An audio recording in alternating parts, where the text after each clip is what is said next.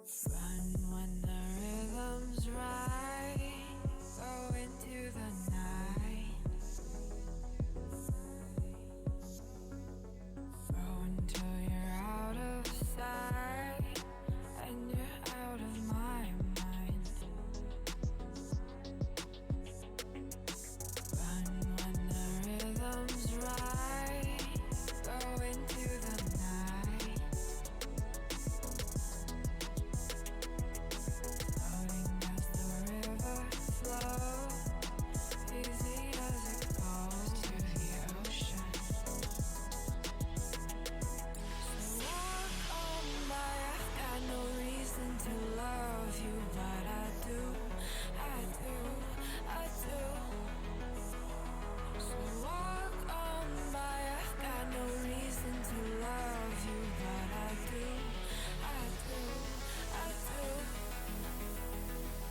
Show me colors of the sky, but all I see is gray. You lost me when you lied. Promise me, but you never tried. Secrets in your eye, you go and run, I'll hide. Show me colors of the sky, but all I see is gray. You lost me when you lied. I don't ever wanna be crowned, just another prize. It breaks my heart, heart, breaks my heart, heart, heart, heart, breaks my heart, heart, heart, heart, breaks my heart, heart, heart, breaks my heart.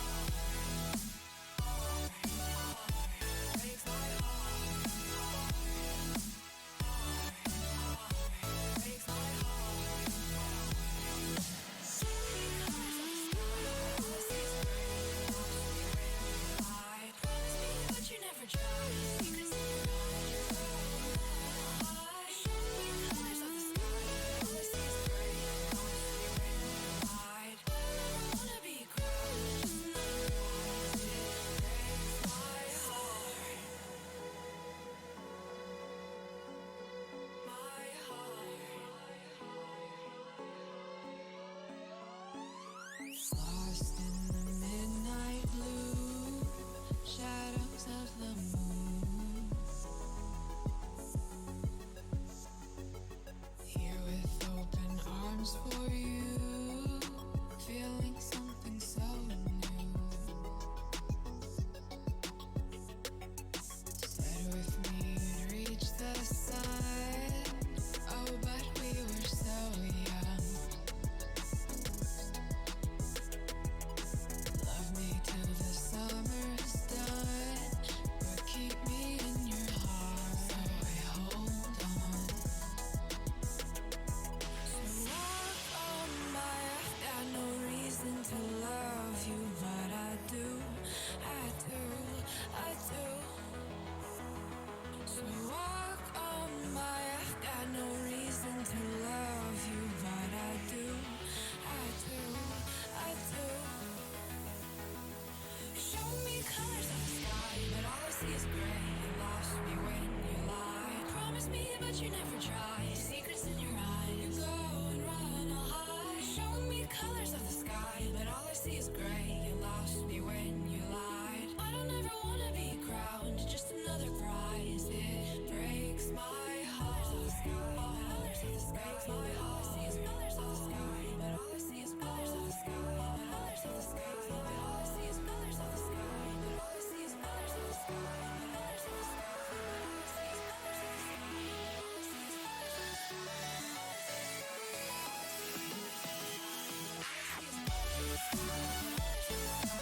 sky.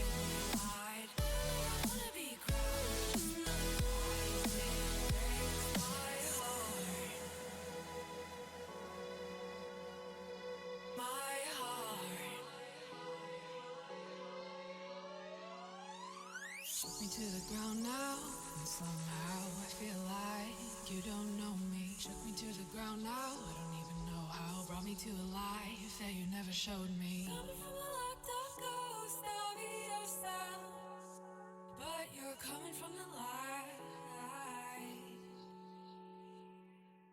There's more to you than you ever thought there was. Yeah, you're coming from the light.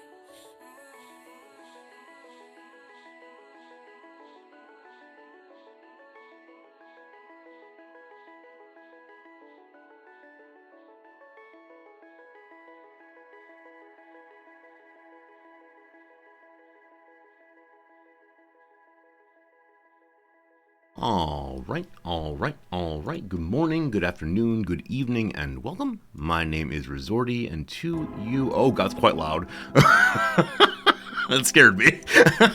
Sorry. All right. Hello, friends. New games, new music. I'm used to like gradually introducing the game sound step by step. Explosively loud suddenly. Oh, okay. Hello. Hello, we're all here now, don't you worry.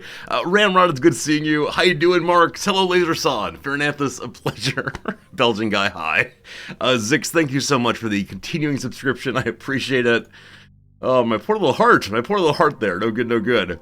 How you doing today, Height Talion? Hope you're having a good day. Things are good where I am. Hope they're good where you are too. Lost an eighth. Hello, friend. How's it going, Slivers? Slivers, yes, indeed. Good to see you, my friend. Did I miss anybody?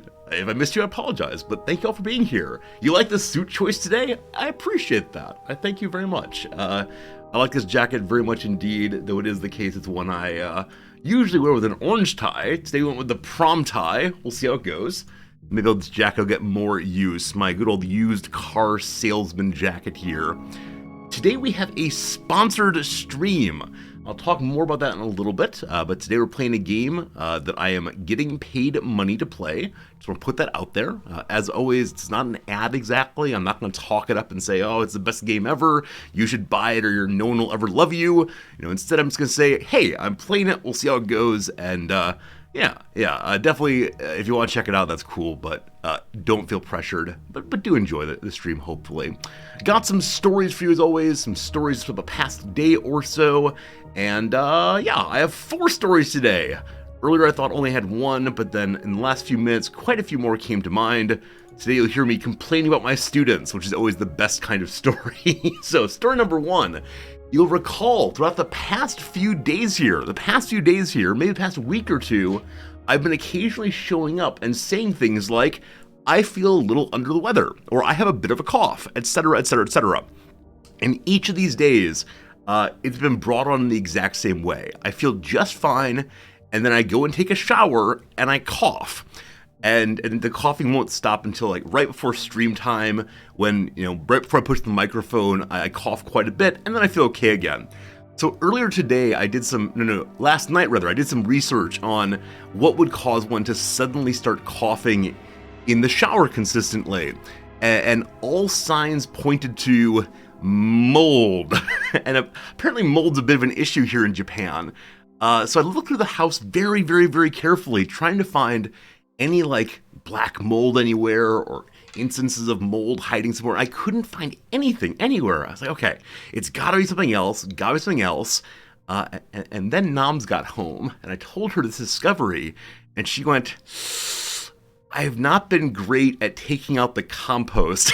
So in the kitchen, we have a little compost bucket. She doesn't like throwing away things that she could turn into dirt and food for the flowers and plants upstairs. And so she has this bucket that is full of coffee grounds and eggshells and vegetable peels, etc. And so she goes over and opens it. And atop it is this terrible web of white mold that I assume is just sporing absolutely everywhere. So I don't want her to feel bad, not even a little bit. But definitely, I gotta say, this is me being a little braggy, but definitely when we agreed to do the compost thing, she said, let's do this. And I said, cool. So long as we don't end up with a giant bucket of mold in the kitchen. And so we have one now, and that's fun. We'll surely get this figured out, but yeah, I mean, I'm glad I know why I've been coughing. For the past couple of weeks, I've been thinking, all right, if this persists, I gotta go to the doctor, I gotta get this checked out. But just because it was caused under such specific circumstances, again, showering, and then would go away after a while, I figured it was something else, but now we know, so, there you go. Number 2, a story about teaching. Man, this happens every few years, and every time it happens, I just feel bad about myself. Yesterday, I got unhappy with the students. One student in particular, and then it kind of spun out from there. I didn't lose control of the class, but I may have lost control of myself slightly. So there's one student who's like a really, I guess, a buoyant sort. Like she enjoys like getting out there and talking and is very, very forward thinking, and it's cool. Like I like that she wants to participate, but she does not stop talking. And because she's American, she's very comfortable talking in the classroom. And so occasionally I put out very, sweet little answers or sweet little questions, very basic questions to encourage the non-native speakers to be able to say something. And she kept like just shouting out the answer on all of these, which is annoying. And so I said, hey, let's give other people a shot. No worries, no worries. And she kept doing it. And I said, like, look, let's please wait until someone calls on you. Don't just shout the answers, right? This is a discussion class, not a you and me class. All right, fine.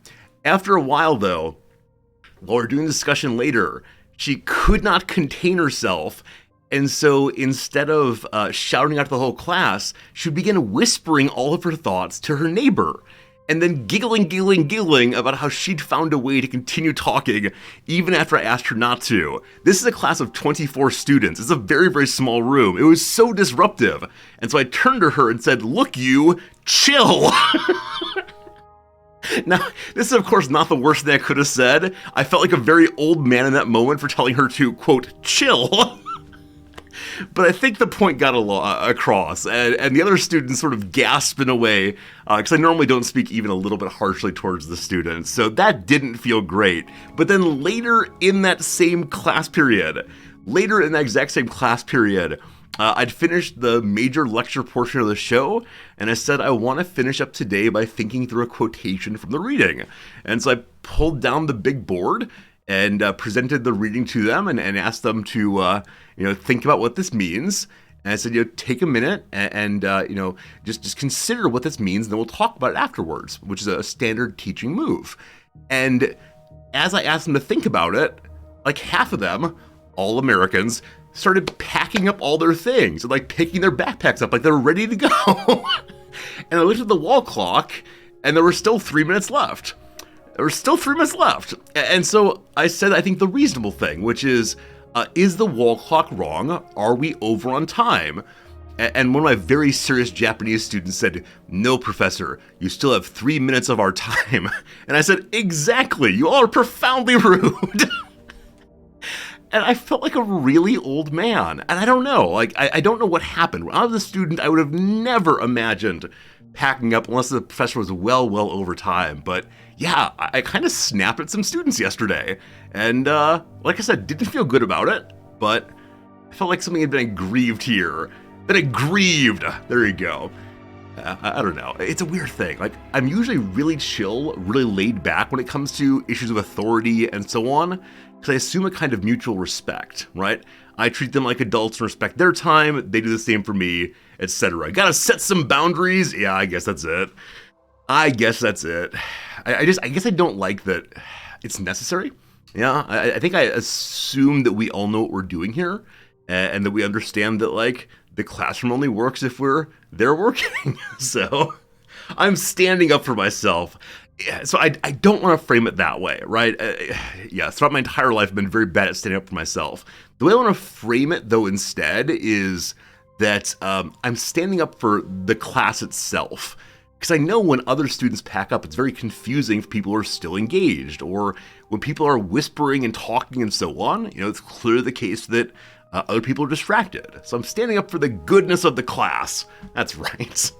Yes, I did assume that we all knew what we were doing. This was a slight mistake. Anyway, that's my complaint about that. Other than that, teaching went just fine as always.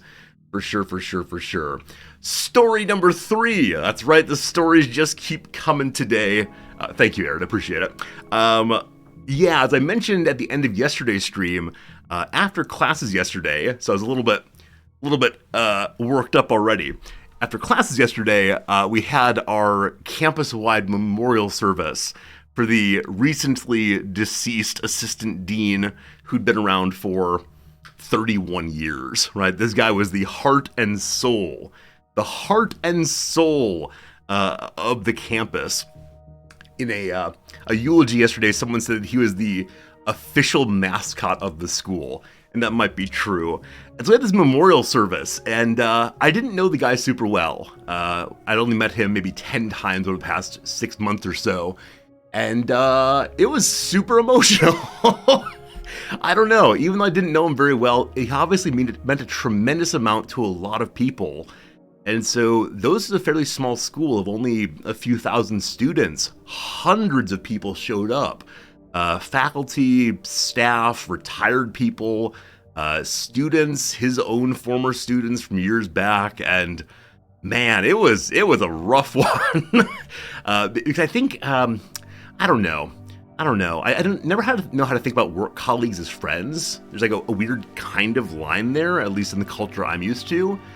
But clearly when it came to this guy, he was everyone's friend. And so people were talking about him not like this good fellow worker, but instead as like, my life is now empty without him. And I don't know if this was hyperbole, or if it was instead people were feeling like truly bereft over this loss. Sounded like great life lived, exactly right. He was a happy man who was very well loved and respected, and yeah, like I said, I didn't know him super well, but these people did, and just being in proximity to their grief and their joy at who he was really, really touching. Now, with that said, something amazing happened during it that no one talked about, but as it was happening, I said to myself, I must go and tell Stream about this tomorrow. It went this way. This assistant dean's training was in biology. He was like a scientist through and through. He was someone who, I'll put it directly, he was against all possible superstitions, and for him, religion fell into that. So his view on death is when you die, the end. So when people talked to him about death, he was really chill about it. It is what it is. It's just over. No problems. Everyone on campus knew that. The president is a very religious man. So the president, who was leading the service, repeatedly said, this dean was always at graduation, and now he's graduating on to a new plane of existence. And then all the people who were his closest friends got up there and said, well, John's dead. That's the end of John. And so it just kept pulling in both directions. And yeah, I don't want to go too far into like the question of why would anyone try to make this kind of ceremony about themselves? And it seemed like the president did a little bit. But yeah, it's just like desire to respect the person, and his family's there, right? His family is the same kind of way. They believe at death there's nothing else, so making it a little religious was very, very awkward. Yeah, I think if it were in a sitcom, it'd be very, very funny, but having it happen before my eyes, like, this is a good story for Stream. So, there you go. Is there a large cultural difference between funerals in the US and Japan? I honestly do not know. What we had yesterday was just a memorial service.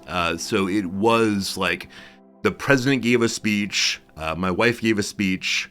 My wife also announced that we're making this guy the teacher of the year, even though he didn't teach the whole year at all.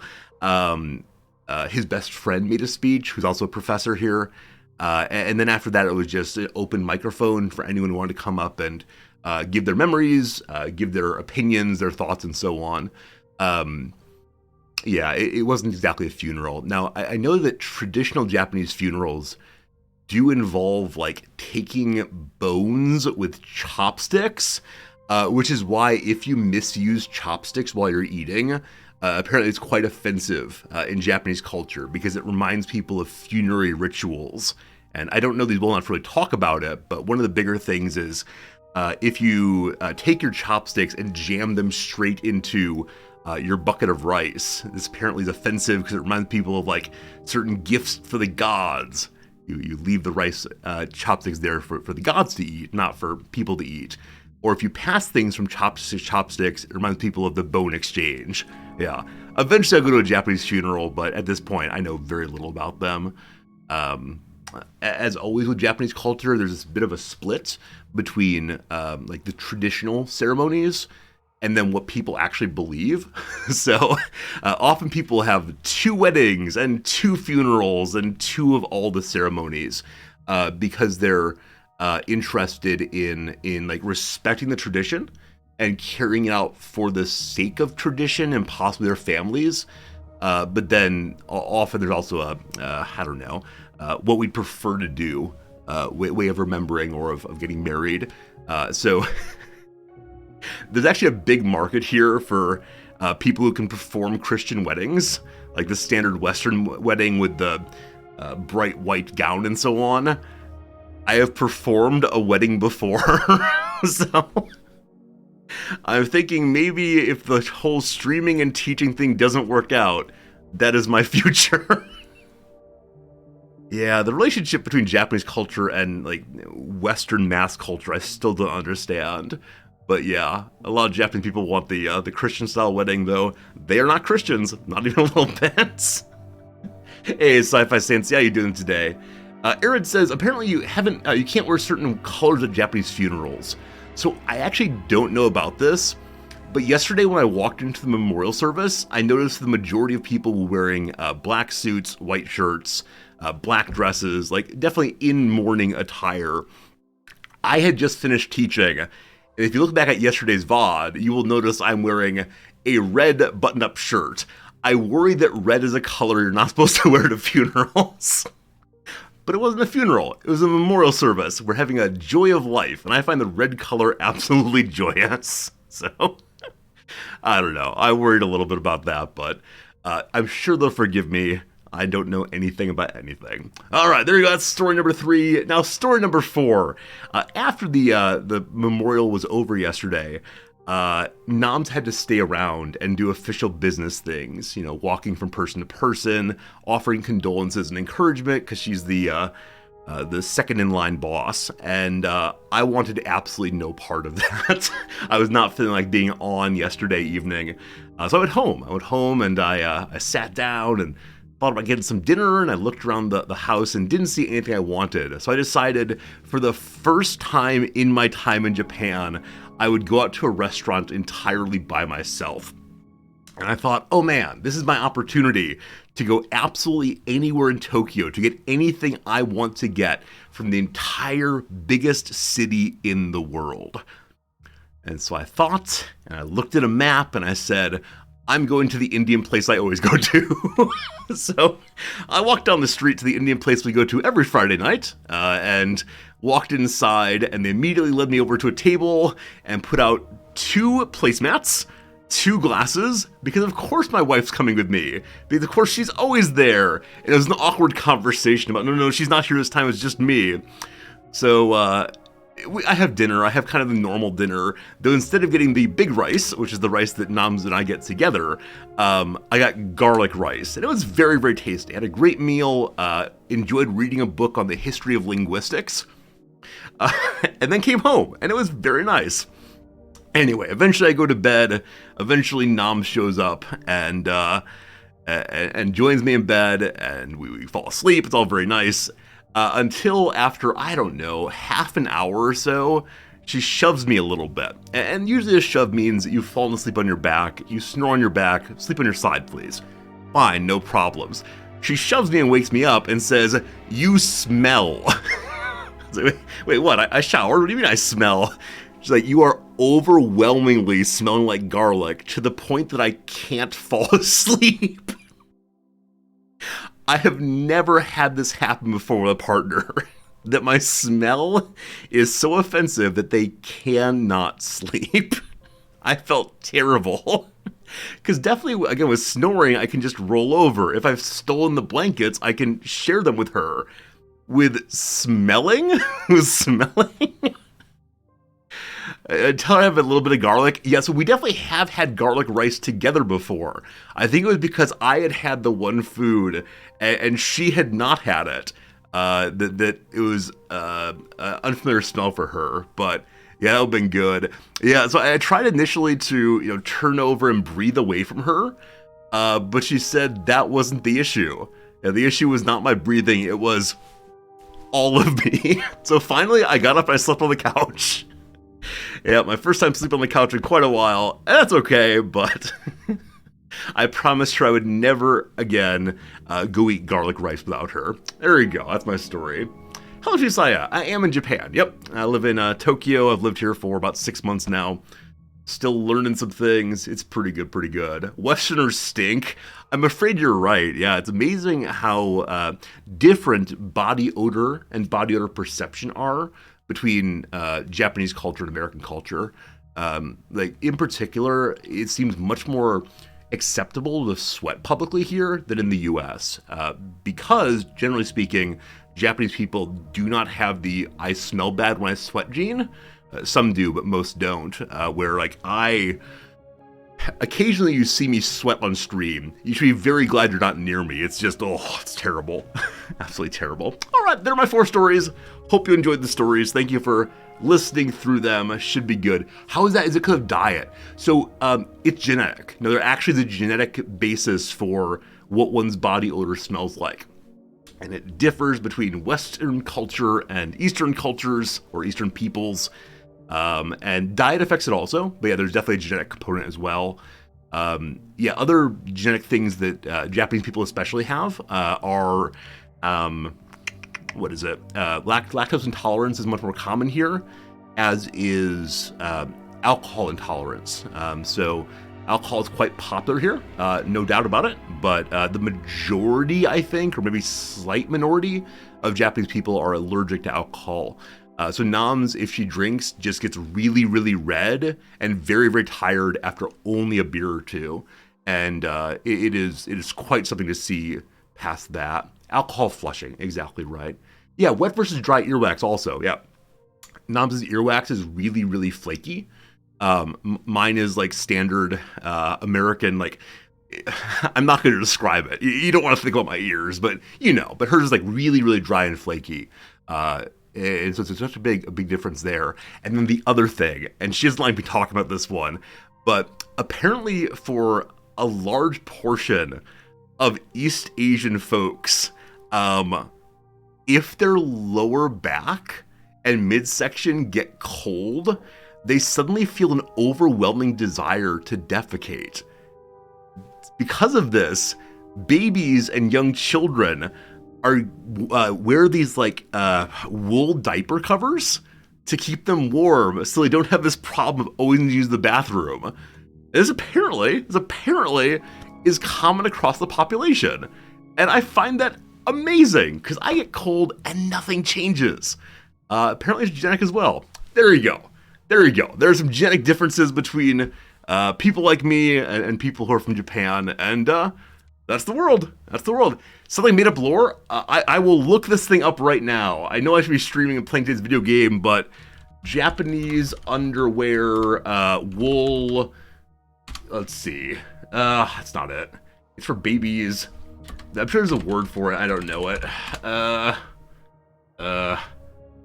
Tomorrow's stream, I will begin this. Tomorrow's stream, I'll begin with a picture of this thing. We'll talk about it. It'll be fine. But today now, I do want to get to the video games and not just spend all day researching. So, I guess we now talk about video games. So today we're taking a break on our Crusader Kings 3 playthrough, and I'm really enjoying it. If you don't want spoilers, earmuffs for a moment. But yesterday we accomplished our big goal for the playthrough. There's still more goals to do, but the one we've been working on for a week and a half or so, owning all the islands, has happened, and I'm just tickled pink over that. So it got kind of close in a couple places, but it's all good. We'll continue that next week for sure. Today is usually a main game day, but our friends at Daredrop reached out and said there's a game that the developers want to promote, and they like my stream and they want me to put it on, etc., etc., so I'm happy to do that. The game is called Industries of Titan, and as soon as I chose that name, or heard that name, I said, we have to make some Titanic jokes, like iceberg dead ahead or something, I don't know. But what I know about this game is that it is a city builder in which you, like, in space spaceship stuff. I believe you play as a mega corporation, in which you, like, buy a planet or a large portion of a planet. I don't know a lot. We'll see how it goes, but it looks really fun. And it has pretty decent reviews over on the Steam, and yeah. I'm going to put the link for it in channel. It's the !what is command. If you click on that, it'll take you to the Steam page where you can read reviews and see more about it. And if you click that, I sure would appreciate it, just to show we got some engagement and that you all aren't just viewer bots. Beep boop, friends. Let's go ahead and pull this game up now. You'll see at the top there, we have a little sponsored thing. As I mentioned, sponsored means that I am paid to play the game. I am not paid to do anything in particular with the game. So if I hate it, I can say, oh, I hate it. But I doubt that will happen. All right, I just now loaded it up. I just now see the first screen here. I've done absolutely nothing other than make sure the music continues when we're not in focus. So let me quickly go through the settings and see if there's a video setting that'd be good for us. I should do this off stream. Effects quality, Titanic. Is that the biggest one? I like that very much. That's a clever little joke for the ultra settings. I'm looking in particular for closed captioning, or to make the UI larger for you all. I don't see them right now, but that's okay. In gameplay, translation by Brace Yourself Games, 100% complete. I don't know what that means, but that sounds good. Alright, anything? No. Maybe accessibility? Oh, good call. Screen shake. So, I don't mind screen shake at all, but I know that some people get, what's it called? Simulation sickness. It happens especially with first-person games, but if the screen suddenly moves in a way that the player doesn't feel like they're controlling, they get sick to their stomach. And I'm so glad I don't have that, but I really appreciate when developers throw in these kinds of accessibility options, like changing field of view, putting a reticle on the screen, or turning screen shake off. I'm going to leave it on. If you all start feeling sick, we can definitely change that, but for now it's good. Hello, Fleabum, how's it going? Lethal, what's up? Hello to Rio. Hello, Inuit. All right. Back to the main page here. With the codex, we have progress. What do these do? Oh, wow. So if we want to, we can read about a lot of the lore of the game. There are landfallers and fleeters, apparently. Corrupted signal. We don't know what it looks like. There's 6,740 of these. Landfallers, there are more than 2 million of them. Hyper-capitalist culture. I'm not going to read through all of these because I'm super interested in learning the lore as the game goes along. Now, if at certain points we are curious what something is, how it works, we will come and read this. Because yes, we're not going to have a 3-hour reading screen. Oh, thank you, Slims. You're absolutely right. Slims mentions that I was looking for a setting and then got distracted by other settings. Yeah, I'm going to embiggen this just to see how well we can see. What happens if I double it to 200? Okay, that's a little bit much.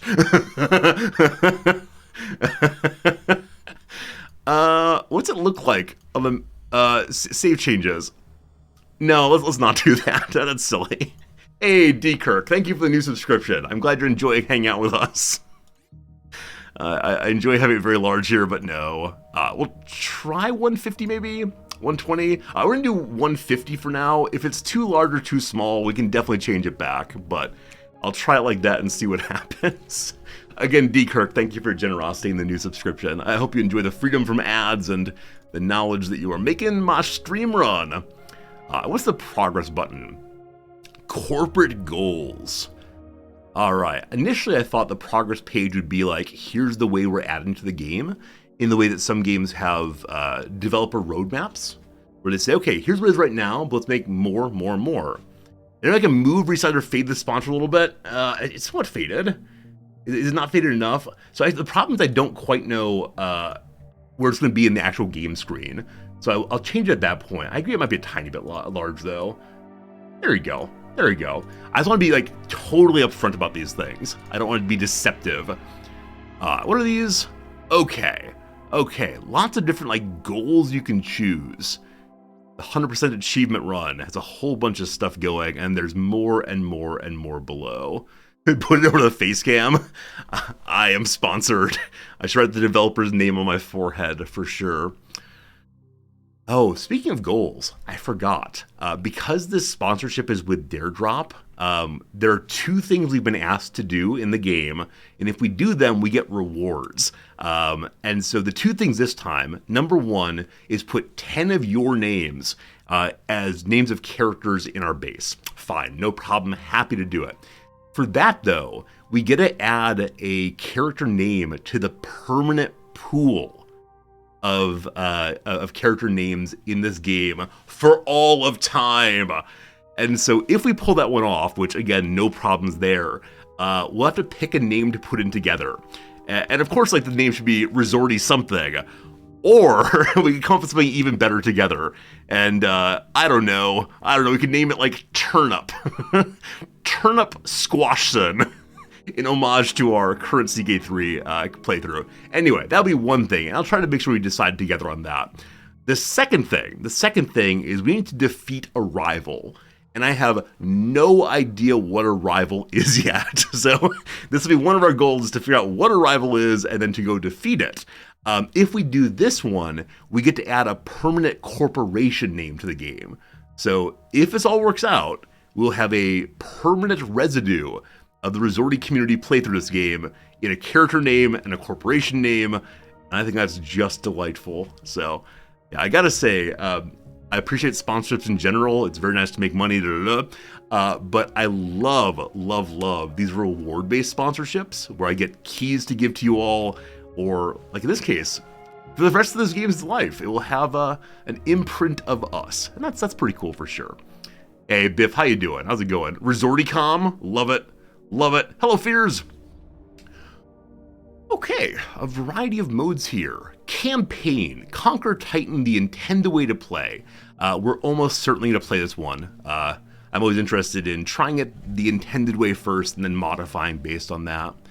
In campaign mode, locations, rival corporations, and rebel activity will be randomly generated. Your goal will be to fight for the seat on the council by conquering key locations on Titan. Different locations on the campaign map vary in difficulty. The length takes a while. Rebel activity no longer occurs after rebels are destroyed. Cool. So this one is entirely based on what you choose. Scenario, you can pick a particular difficulty, length, and rebels. Survival, you will die. Death comes for us all. Or Zen, no attackers, just build and have a good time. Awesome. I'm always so pleased when the games that pride themselves on difficulty, base builders have to figure stuff out, also allow a mode where you can just enjoy building. Definitely there are times when players don't want to deal with the stress of it all. The rest of life is stressful enough, so let's just play this. Hello, Ten, what are you doing? We should name a character Resorty McResorty Face? No, absolutely not. I refuse to have our permanent element of the game be a meme, and not a meme of our own making. Alright, so, here we go. Confirm name settings. Nair Trust, Solaris Technologies, Ngund. This is great. So many names. Alright, let's see here. I mean, obviously, Resorty Co. Resorty Co is a real possibility here. I'm going to go with that. Not the most adventuresome of names, but that's all right. And then we need a logo. When I think Resorty, what do I think? My ears aren't quite that large, but... The all-seeing eye of the webcam staring at us. Riz Nastico? I don't know what things you think I sell. Rizbiz? That's actually hilarious. You all have very good names. A tie? Is there a tie here? Oh, there's a flag. Resorty Resource Emporium. That's actually a very serious name. I like that very much. Okay. I think I'm just gonna go with the all-seeing eye of the webcam. It's you, chat. That's you. And I'll change the name over because I like yours very much, Game Merchant. I like them all, I promise, but... Emporium. Hopefully we can buy and sell things. Wait, how long is this? I want to continue... Oh, okay. I was ready to have a corporation name that was an entire paragraph of being, like, incorporated in the Bahamas, being a real person, please don't sue Resorty, etc. Enable tutorials, let's learn some things. It looks like it's my first time playing. Why, yes, it is, thank you. Tutorials are enabled by default, but entirely optional. Remember, you can opt out of any time from the pause menu, contact the advisors, discover additional lore, even after skipping or completing all the tutorials. I know some of you are strongly opposed to tutorials, some of you are very on board with tutorials. For a game like this, where I'm guessing there'll be some element of here's how to push the buttons and what buttons exist, I'll definitely go ahead and do the tutorial. So let's see. Oh boy, we're taking off. I wonder if I could have changed the color of our ship there. Oh. Alright, so I'm guessing that is Titan. I probably should have looked up Titan before the stream started. Learned about the moon on which we're settling. Also, didn't I see some space news last week or the week before that a bunch more moons were found somewhere? Now, one of the planets suddenly has a bunch more moons we hadn't discovered previously. Codex. There are rumors that ancient secrets hide within the giant crevices that line Titan's surface. It's difficult to know the truth when the only people foolish enough to go looking for them rarely return. I hope there's a Splunky minigame.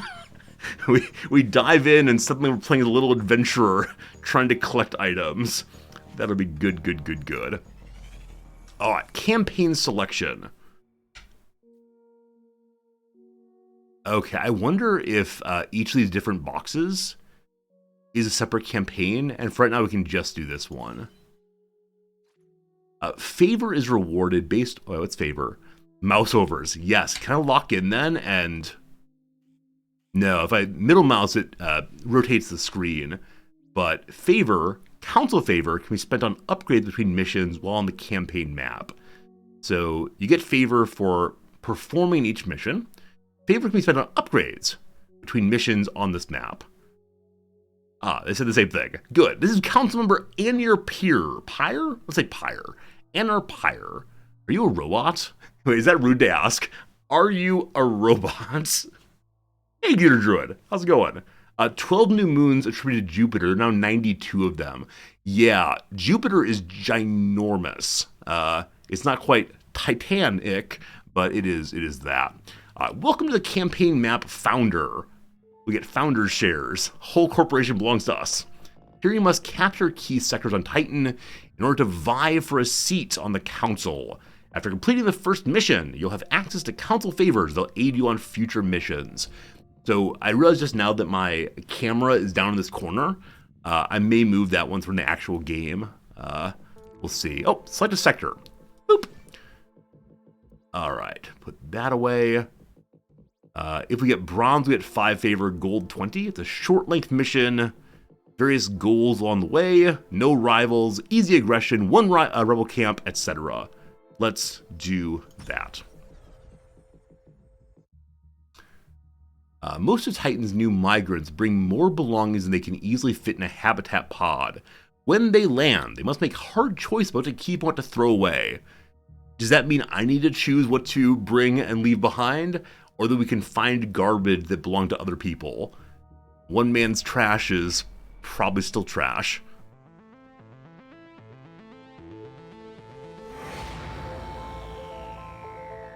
Hey, they said the name. They said the name.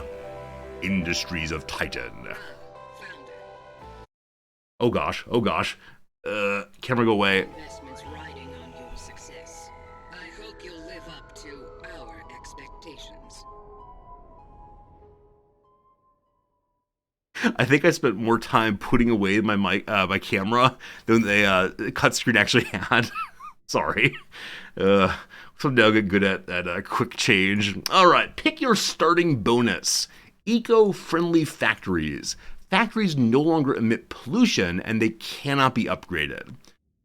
All right, I don't know what pollution does yet. Will it cause people to attack us, people to hate us? Will we get a penalty to characters' health, etc.? But no upgrades. So presumably this is a case of your factories are capped out on productivity, but in exchange for that you don't make pollution. Or insurance policy. Gain money and a citizen dies. Citizens earn fewer credits. So all these are a little bit trade-offy. Or down the hatch. Residential buildings next to crevices produce 50% less waste.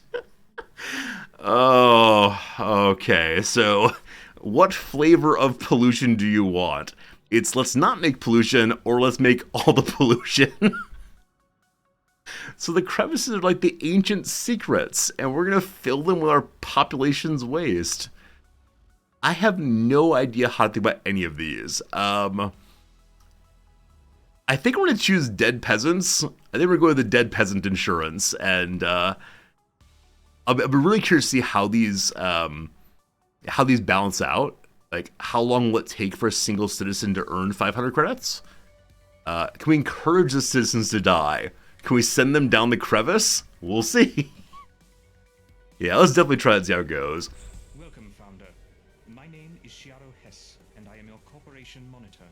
All right, Shiaro Hess. On Titan is assigned a monitor like me. I make sure you treat Titan with respect. It is the Council's property, after all. If we work together, we'll make this city very efficient. Let me turn up the game volume just slightly, but he said efficiency is the name of the game. I don't own this area. Instead, it's owned by the corporation. Unfortunately, it's already maxed in game. Pardon me briefly while I turn it up louder. Yeah, you all know this was quiet also. Terribly sorry, terribly sorry. Yeah, the opening menu music was crazy loud, and so I made it quieter very quickly. But let's turn this up quite a bit. We'll see how that goes. If it's too loud, too quiet, we'll fix it again. Let's begin by testing your oversight capabilities, Founder. First, try to move your surveillance camera around your land. Alright, so WASD to move around. Woo! And then also right mouse button to move around. There you go. Excellent work. Now, let's test your camera's rotation and zoom function. So Q is counterclockwise, E is clockwise. Pretty standard movement so far. Mouse wheel up and down for zooming. This is max in, and that's max out. Expected. One last thing to ensure everything is running correctly. Try pausing and resuming, and check that your speed register is working properly. Press spacebar to pause the simulation. Did we just learn an important lesson by reading? Is none of this real, comma man? It's all a dream? And then game speed is up top somewhere.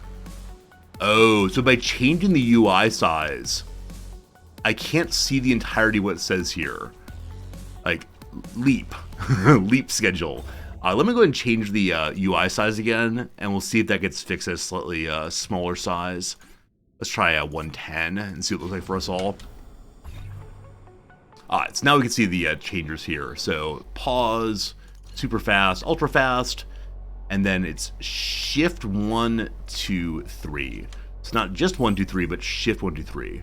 Got it. Next goal, toggle the territory overlay.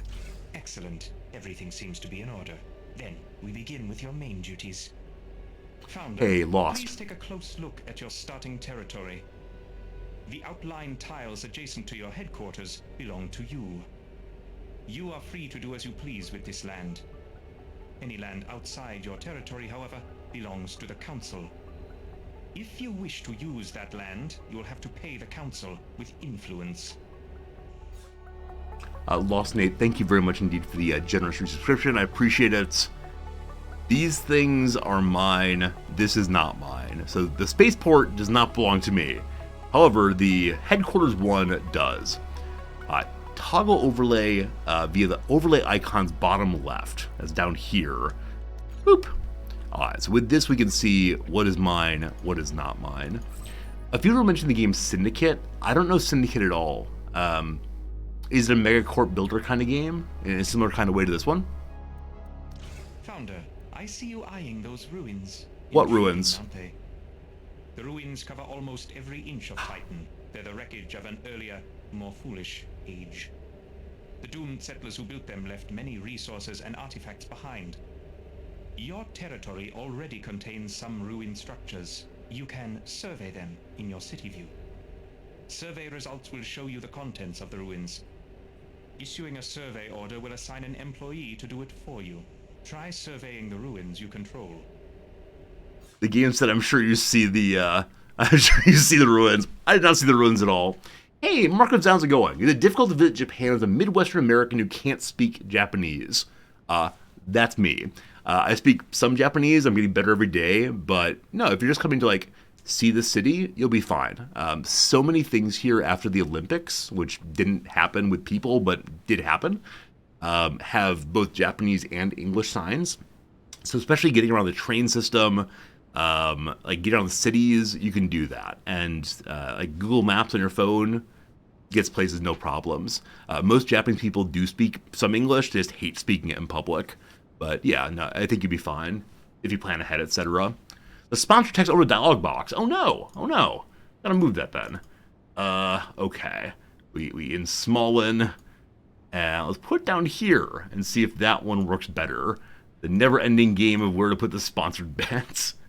I'm actually not sure the sponsored part has to be on screen. I just don't want to violate the law. Okay, so select some ruins. Boop. Survey the ruins, see resource inside.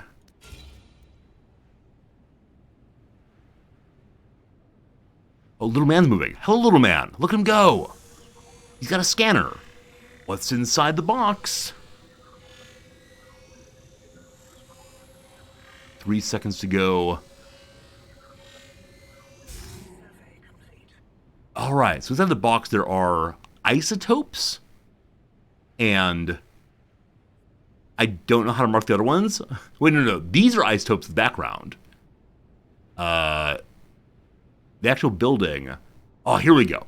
So there's minerals 1, some waste, and some artifacts. Fancy. Hey, Mark of Zen, thank you for the Prime sub. I appreciate it a bunch. I'm glad that I could help you with your question. If you have other questions, feel free to message me on Discord. I'm happy to talk about Japan all day long. I noticed, though, that I've actually failed my mission. So the mission was to select something in my territory. I thought the yellow was my territory, but they're speaking of instead the blue part. We can survey there instead. I thought what was beyond the yellow was not mine, as opposed to what was beyond the blue. I own nothing. This one also has some isotopes. So green things, isotopes. Blue things, minerals. White things, water? Cool. Next up. Founder, survey results have shown that some nearby ruins contain valuable resources. Resources are used to construct buildings and devices. Our city needs them to grow. Try salvaging one of the ruins to gather its resources now. The resources you find there will be placed in storage by your employees, if there is storage available. Okay, a couple things. One, he said that some of the buildings nearby have valuable resources. I wonder if all ruins have valuable resources, or if it actually is just some, and occasionally you'll get one that's empty and not worth digging down. The salvage buttons are here, so you assign an employee to the contents of the ruins. I'm guessing I have an employee counter. Is this it? City employee management. I have 8 employees currently. Let's repart this one first. I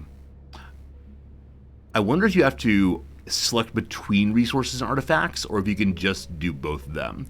It says to salvage, so we'll salvage first, and see if we get shamed. In your salvaging, you've destroyed the artifacts. I thought you knew better than that, Founder. We'll see.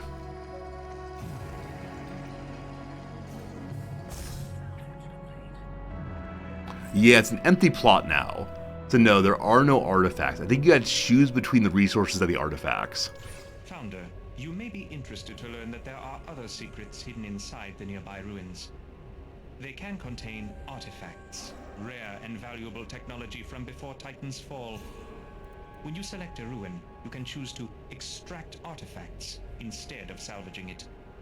But keep in mind, not all ruins contain artifacts. You must survey them first to make sure. Artifacts are very rare, so use them wisely. If you have many artifacts, you can always donate them to the Council. It will earn you quite a bit of influence. Okay, so the building we just took apart here had both artifacts and resources, where the one next door here has no artifacts. So I probably should take the artifacts here and not resources, but I've now learned. So artifacts here, let's go. I'm looking for where my resources are. Up here we have minerals and isotopes and waste and artifacts too. I don't know if we get influence here or if influence is only between missions. We were told we can donate a bunch of stuff, the artifacts to them to get a bunch of influence. There it is. Current influence is 75 out of 100. We get 4 per minute currently. Awesome. All right, next up, our waste management director. I'm going to continue taking things apart while Buddy speaks to us. Hello, Buddy. Vern Skoll. Oh, hey there. Founder. Right. They told me you'd be checking in soon. I'm Vern Skoll. Hello, Vern. Waste Management Officer. I think that title is pretty reductive, but yeah, I'm the one who moves the waste around.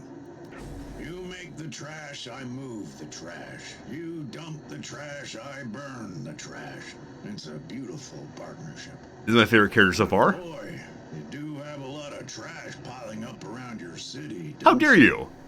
No worries yet, though. We'll handle it later. I have no trash. No trash, unless this is trash here. Okay, yeah, so the yellowy things here are waste. And they're just piling up there. Then our council rep. Welcome to Titan, Founder. I am Einar Peer, your council representative. There are currently 9 council members on Titan. Each of us sponsors and oversees different corporations on this moon. I am your sponsor. Your city permit and council funding are thanks to me. I hope you will return my faith with high profits. And remember, everything the council has given you can easily be taken away. Alright, so we're here by dint of the council. This is our feudal mistress. We are mere serfs. Founder, the council has granted you a headquarters facility. Ooh. Enter your headquarters by selecting it in your city view. I suggest you build some devices inside of your headquarters. Every new city needs a few essential devices to operate smoothly. Alright, so we'll head to the headquarters in a moment here. I can rename it, can't I? What should we call our headquarters? That's clearly an important question. Also, I need to put some of you all into the game. Let's go ahead and do that if I can. So here are 8 employees. How do I name you? Temporary workers? No. Here's the job priority list. That's gonna be super useful to get things done. Okay. Maybe I click on them directly? No. We'll figure out naming the employees eventually. For now, though, we need a headquarters name. We'll head into it. Resorty Co. is going to be the standard name, of course. But welcome to the headquarters. So it's both a larger base builder and then seems to be like a smaller, I'm going to call it Sim City. No, sorry, The Sims, rather. You can see our little buddies inside of here. Whom are you? Aha! We can name our folks here. So person number 1. Fears, do you want to be in the game? I'm going to put you in the game, my friend. You are an idle person just standing there. Anybody else want to be in the game? Happy to put you in. And you can watch your little character run in circles. And I promise I'll take very, very good care of you. You want to be in Big Hurt? Alright, Big Hurt, here we go. big. Oh, you want to name Gareth instead? All right. Usually I do not do custom names, but for you, happy to do so. Over here we got our good friend Tanwin. Good. Over here we have L. I love the name. Who else we got? Lost in Eighth. Lost in Eighth. You're up. So you have an I thing. I never know if it's an I. If it's I estimate. I don't know. Yeah. Okay. Eighth. Oh God. How do you spell your name? Suddenly inability to spell names. All right, who else we got? Everyone else is outside right now, so I don't know if I can name folks who are not presently indoors. We'll find some more folks later. That's a good start, though. All right, we have multiple floors. I wish to name you all. These are just buildings. We'll see eventually. All right. So, more messages, more good. Commander, this headquarters is the best place to build the devices that will keep your city running. The first devices you need are storage containers to hold your minerals and isotopes. Build a storage container here in your headquarters. If you need more room, you can also build one inside a factory. Okay, so factories get storage, this gets storage also.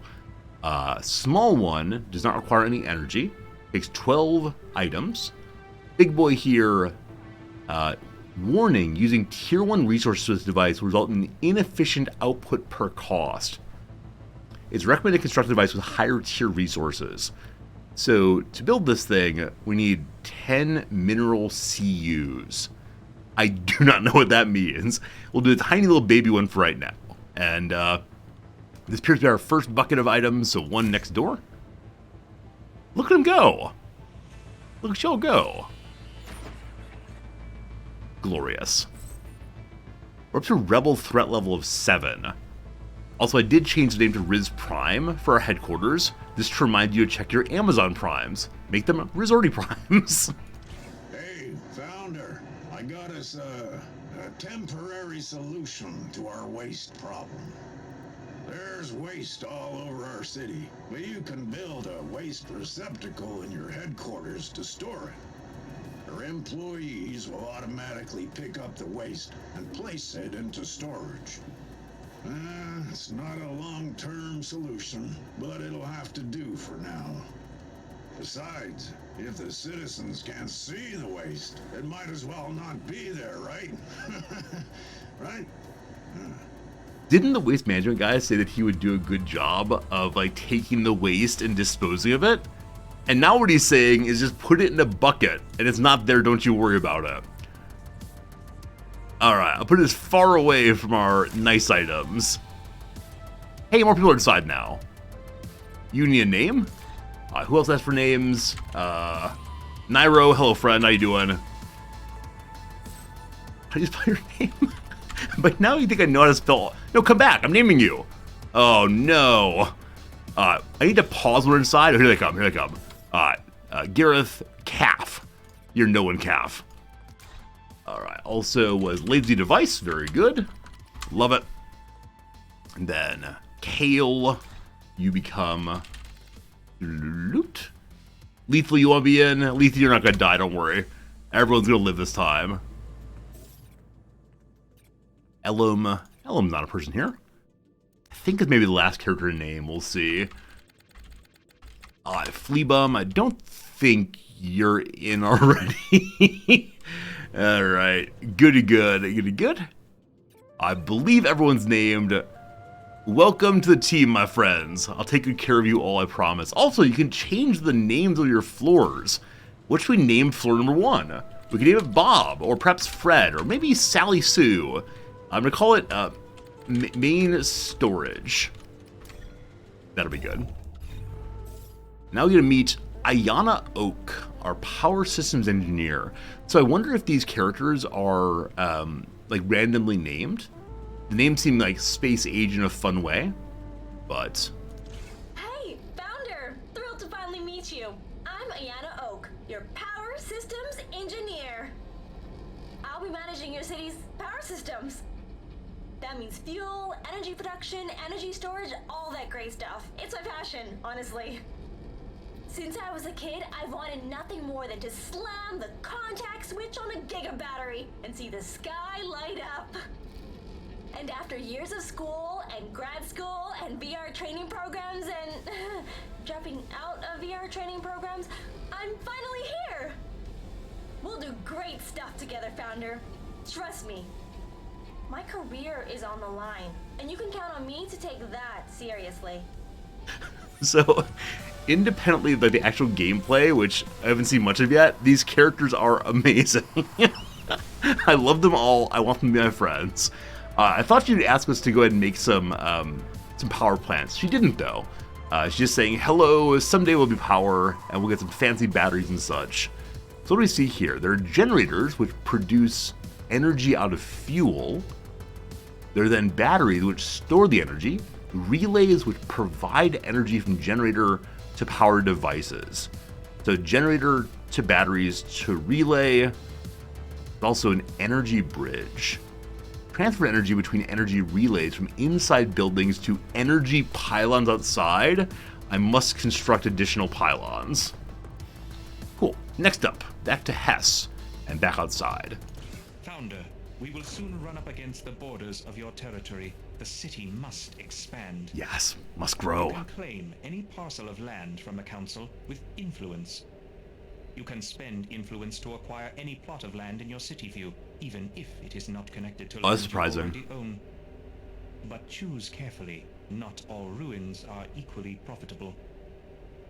Okay, that's fascinating. So I thought it was going to say that you have to take the territory right next door to where you are. But they can take absolutely anything. Now, does that mean I can claim this one over here?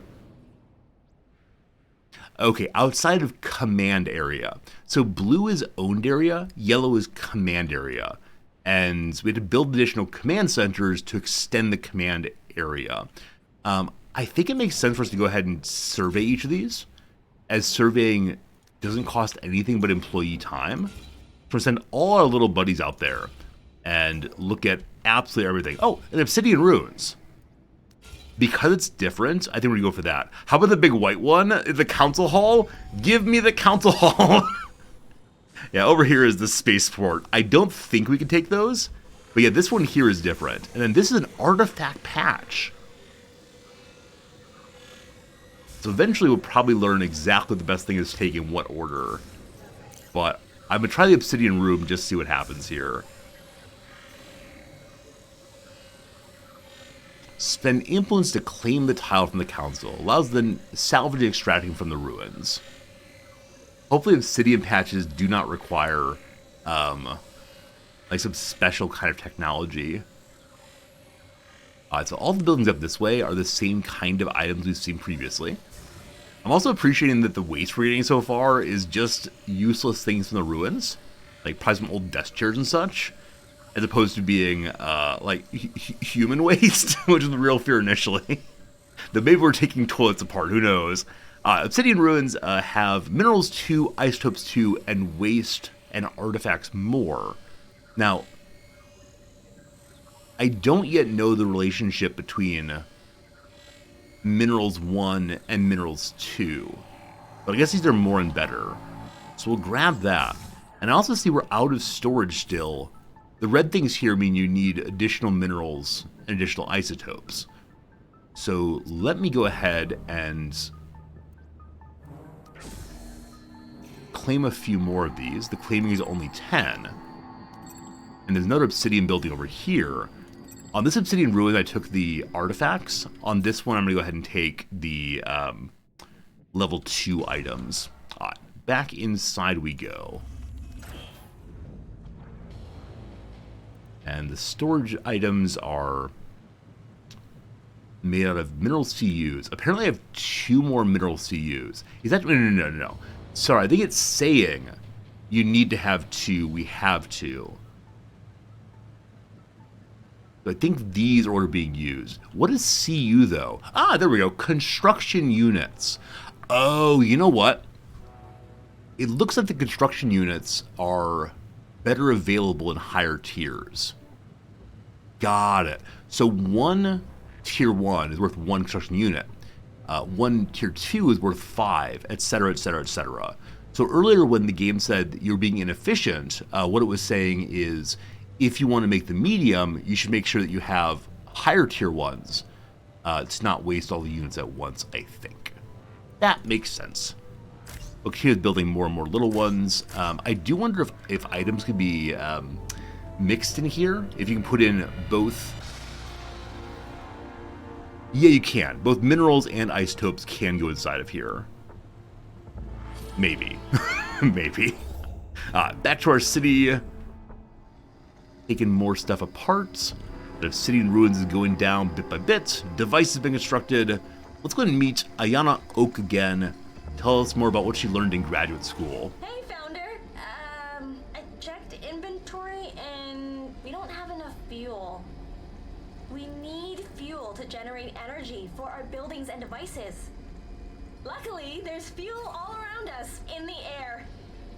It's called Zethane, and it's a finite, Zethane. easily tapped gas that pours out of crevices and sinkholes. Titan's air is so toxic, it contains many flammable substances we can burn for energy. So, build a fuel fabrication device in your headquarters, or in a factory. These devices don't require any external energy of their own, and they operate without employees. Very convenient. So I don't see any gas pouring out onto the screen yet. I wonder if we'll be able to see it once the fuel extractor such and so is created. So back inside to do that. Gonna learn about fuel now. So convert Zethane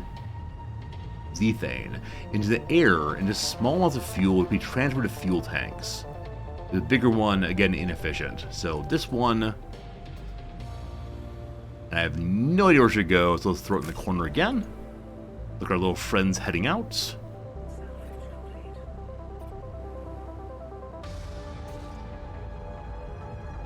It looks like one character can carry one resource always. The fuel's being made already. I kind of assumed this would require us finding some kind of gas on the ground to like select a particular, but no, it's just sucking the air in. So hopefully our little characters are wearing gas masks and not breathing that in also. Back outside. Hey, Founder! So, you've got to be careful where you put your fuel fabricators if you want to make enough fuel. Zethane is extracted from the air on Titan, so you'll want to build where the concentration is juiciest. If you expand towards crevices and sinkholes and put your fuel fabricators there, you'll be fabricating fuel next to the source. Not only will it take much longer for crevices and sinkholes to run out of Zethane, but you'll also convert more fuel per minute because the air will be so rich. Oh, and don't forget to spread your fabricators out a bit so they aren't draining just one area. Oh, and Founder, if you want to know how much Zethane an area has, there's always the Zethane overlay. You can toggle it at the bottom of your screen in the city view. So there's a crevice down here and a sinkhole there. I need to figure out how to expand my control area so that we're able to get close to here so we get the Zethane. As of right now, I only know how to build the Zethane building inside. I wonder if the building that goes outside also. The factory. Probably in power. Energy pylons. Provide power to buildings by relaying energy from energy plants. Fuel turbine. Convert Zethane in the air to fuel to be used for energy points. So presumably we want to build this thing up over here by the sinkhole and the one by the crevice also. And like I said, I hope we get to explore those crevices. That'd be really fun if so. All right, Zethane overview goes away. Next up. Okay, Founder, it's finally time to turn our fuel into energy. Most buildings and devices need an external source of energy in order to operate. Build an energy generator somewhere on empty floor space, in your headquarters or in a factory. The generator will convert fuel into energy. Okay, we saw a mention earlier that we could build factories outside, and I think factories end up being roughly like our headquarters. We can build more stuff indoors. So I guess we want to build a factory over by the sinkhole. And I guess I'm going to go ahead and buy this ruins when next I can afford a ruin, so that we can put the Zethane extractor right next door to it. Now, I do wonder if you have to build right on top, or if this means it produces in this area, and the area around is then somewhat denser in Zethane. White means draining coverage. So this one is currently sucking up all the Zethane in this area, so one down here might help more. Interesting. Interesting. I wonder if we can build right on top of it, or if adjacent's good enough.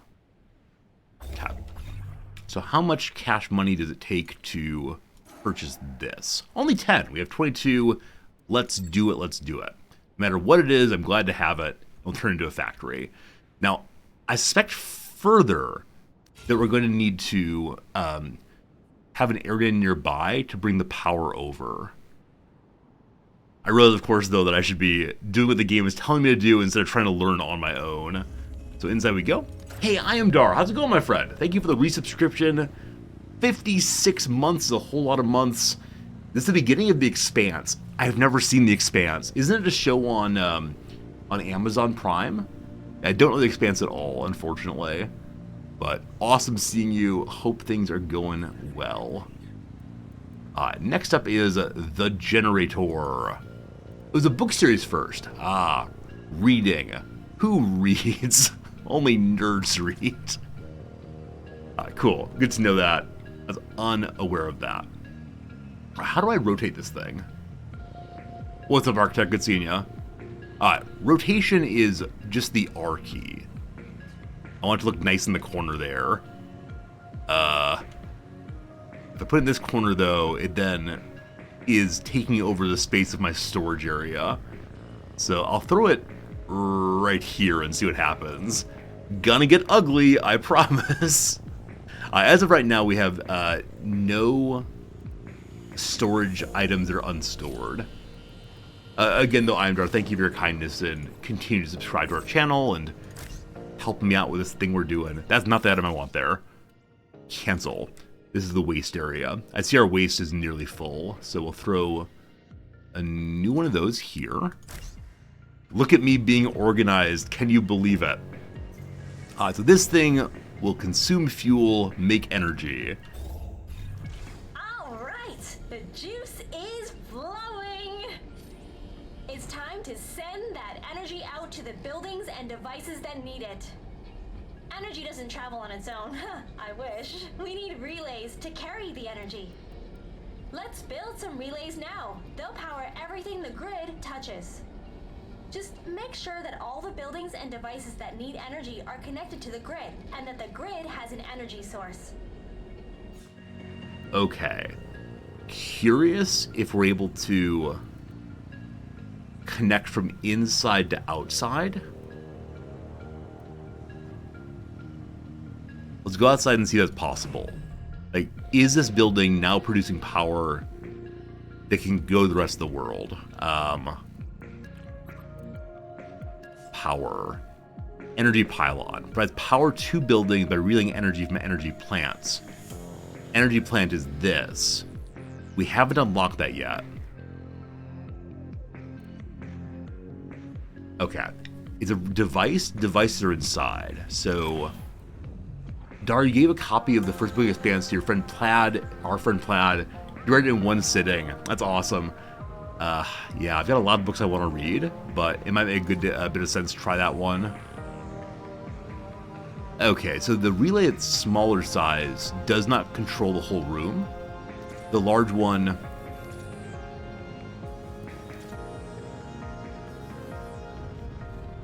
Please stop shaking the screen, I'm busy. So the large one has a tiny bit more territory covered. The corners will not be covered, but fine. We had a pop that said Zethane emission, so I wonder if we then go up to the world around us, is suddenly the air is a little bit more toxic. Is a toxic fallout event. It might be slightly purpler. So I wonder if we had some kind of eruption, like Old Faithful. Founder, it seems that you've successfully constructed an energy system to serve your city. I have. However, your future population also needs to be stored adequately. I suggest you construct habitat pods inside your headquarters. You can set these pods up next to your factory equipment. Oh, poor Don't workers. worry, your citizens won't mind. Our poor workers are having to sleep next to the machines. Hopefully their little space suits will keep them safe and not have their poor hearing destroyed. Habitat pod. Living space for 2 more citizens. Cost 1 energy. Generate some waste. Oh, it's huge. Alright. So who is Mr. Bad Placing of Things here? That'd be your boy Resorty. I'm really curious if it needs to be fully inside of the energy or just touch the energy block a little bit. So, can I move this? You gotta dismantle it and then rebuild it, I think.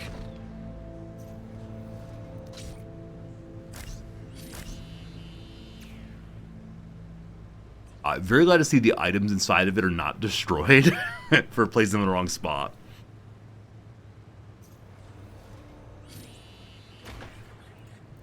Okay, so can this go in the corner now? It can.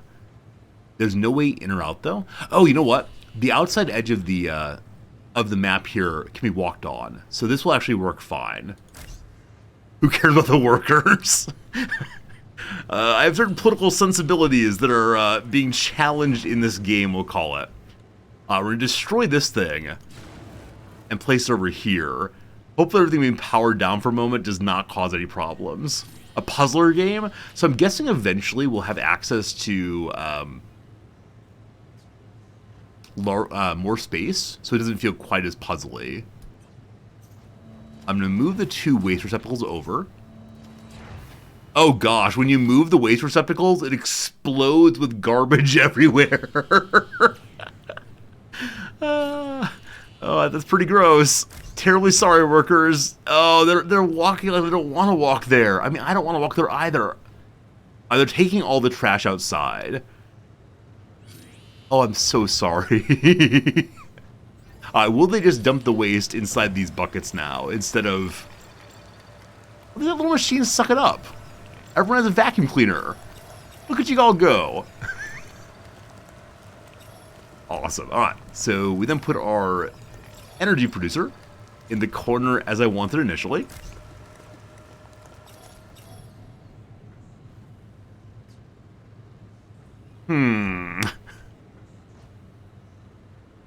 It's fine. Everything fits together. It is glorious. Oh, are you actually not even allowed to build inside that area? Yeah, I think you actually can't build in the outside area, so there's always a path around. Our workers now have a place to sleep. No monetization nearby. So this is the monetization station. Generate credits, alright. This is simultaneously a vision of dystopia and a commendation of the stream. Here we go. Generate credits during the work phase by hiring idle citizens to watch ads. You're not doing anything. Just push the next button. Eyes open. Keep those eyes open. We love it. If you use your Riz Prime here, you won't have to watch the ads. Space Station Operations. Are you the replacement? Oh, hello. never mind. You're the new founder, right? I'm Erlen Fletch, your local spaceport operator. But you can call me Fletch. Have you been up here? No? The space station is, well, it's right above you. Council operation, low-level orbit. Every few cycles, the Council arranges for a new set of trade ships to dock up here.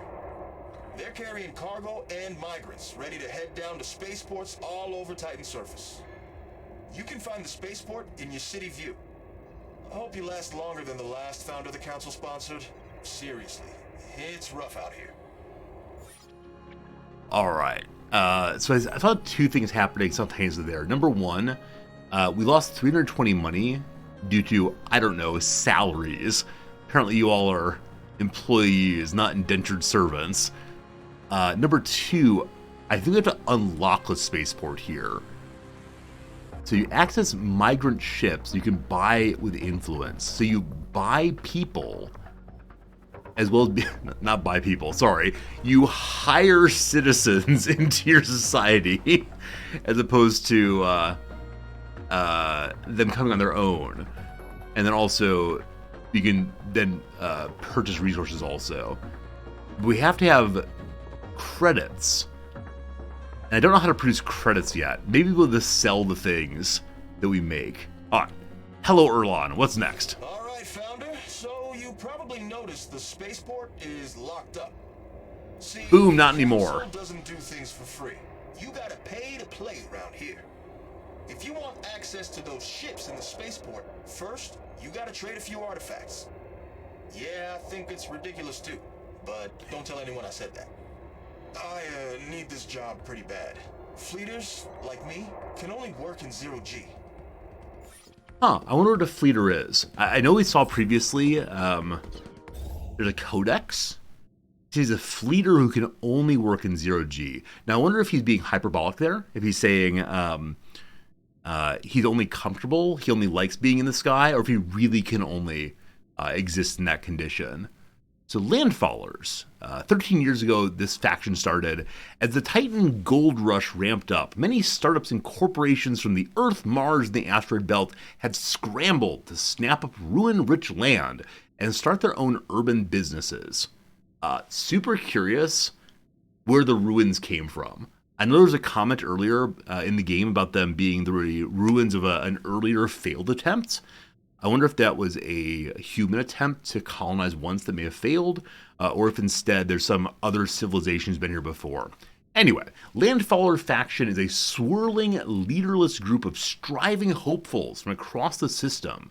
They dream big, and they've almost certainly tasted failure. They share a common hyper-capitalist culture.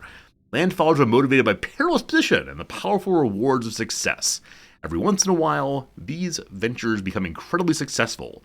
A few are already on their way to becoming full-fledged factions on Titan. Am I a Landfaller? I understand I'm treating my people pretty poorly so far. Maybe I'll be a Landfaller by courtesy. And then I want to know about the Fleeters. Origin planet, none. There are 6,740 of them. Their leader is a man named Tanith Tau. The date in which the first person was born in zero-G has been lost to time. Fleeters are born and bred in zero-G. So yeah, they are born in space. Their gravityless life has led to brittle bones, taller statures, and being capable of withstanding conditions that not many planet-born humans can. I definitely modified the negation there, sorry.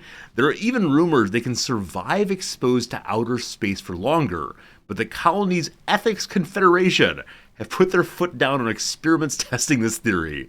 The tragedy of the Fleeters is they cannot step foot planet-side. Their weak bones would be crushed by the gravity. Even artificial gravity tends to cause blood pressure problems, and bone aches if endured for too long. They're often contracted by the Council to do work in outer space that the planet-born people aren't suited for. Huh. I think I'm surprised there are only 7,000 of them. I don't know. I guess I don't know how long in this game humanity has expanded, how long humanity has been out in space. They mentioned a moon colony and a Mars colony also, but I guess most people will probably go to the colonies to have kids as opposed to doing so on the ships themselves. Huh. Also, I'm really curious, how would this work in our own lives? If someone was born on the space station, how long would they have to get back to Earth before they'd have this condition? Is it a real condition? I have absolutely no idea. Absolutely no idea. Anyway, hopefully we do experiments on that someday. There's then a mention here of an Ethics Confederation also. Is that oh gosh. Alright, so there are a bunch of people we can meet, and each one has a different little story to tell you. And so you can play them again if you want to. Vern Skull is a chemist who got into waste management to make money and grew utterly fascinated by the threat, danger, and potential, creative uses of industrial waste. awkward and dry-humored. He wants me to incorporate his strange and dangerous ideas into the city systems. Strange and dangerous. Yeah. I said earlier I'm not going to read through all of this, but definitely if I were playing on offline, I would read every single one of these pages. I am absolutely loving the depth of the lore, I guess. Like, when we first saw the game, I was thinking it would just be your peasants need a place to sleep, build them a house. Your peasants need food, build them a garden. And I'm so delighted it's not just that, but also, like, a fun little story about characters who have motivations. Yeah, I think when base builders come along that you have to build particular kinds of buildings, as opposed to RimWorld where you can create your own adventures, I always worry it's going to be very on rails and not engaging in the same way as a story game. I like this as both together. It's fun for sure. Is there anything here about the ethics people? So much to read. Zethane, space station. Okay, so I think it's the case, unfortunately, that we actually don't yet know what the Ethics Confederation is. Maybe. Maybe. I need a search button, clearly. Yeah, we'll figure out eventually, I'm sure. Gotta find some books or something. Next up, acquire some citizens. So up here we have, as you see, 0 of 4 citizens. Oh, you know what? The living space we created is in fact for citizens. Our employees have no homes. Is that true? Do the poor employees just walk in circles for the rest of their lives and then stand there? Like, I know it's part of our day. We have, leisure time. What are they doing? Standing there. Good stuff, good stuff. Next up, get our citizens. Welcome to the spaceport, Founder. Here's where all the big moves happen on Titan. Now that you have access to the spaceport, you can see ships headed toward Titan full of cargo and migrants. You can buy what they're carrying with influence. This is your primary way of increasing your city's population. If you're getting migrants, make sure you have somewhere to house them. Otherwise, I can't send them down. Sorry. Rules are rules. And, don't be surprised if they bring a lot of waste with them, too. You'll just have to deal with it. Okay, so 2 things come to mind. Number 1, I'm so grateful that you can't accidentally go over your citizen cap. I can easily imagine, like, hey, citizens are here now. They have no place to live. They all die. That'd be very sad. So you can only bring in as many as you have people.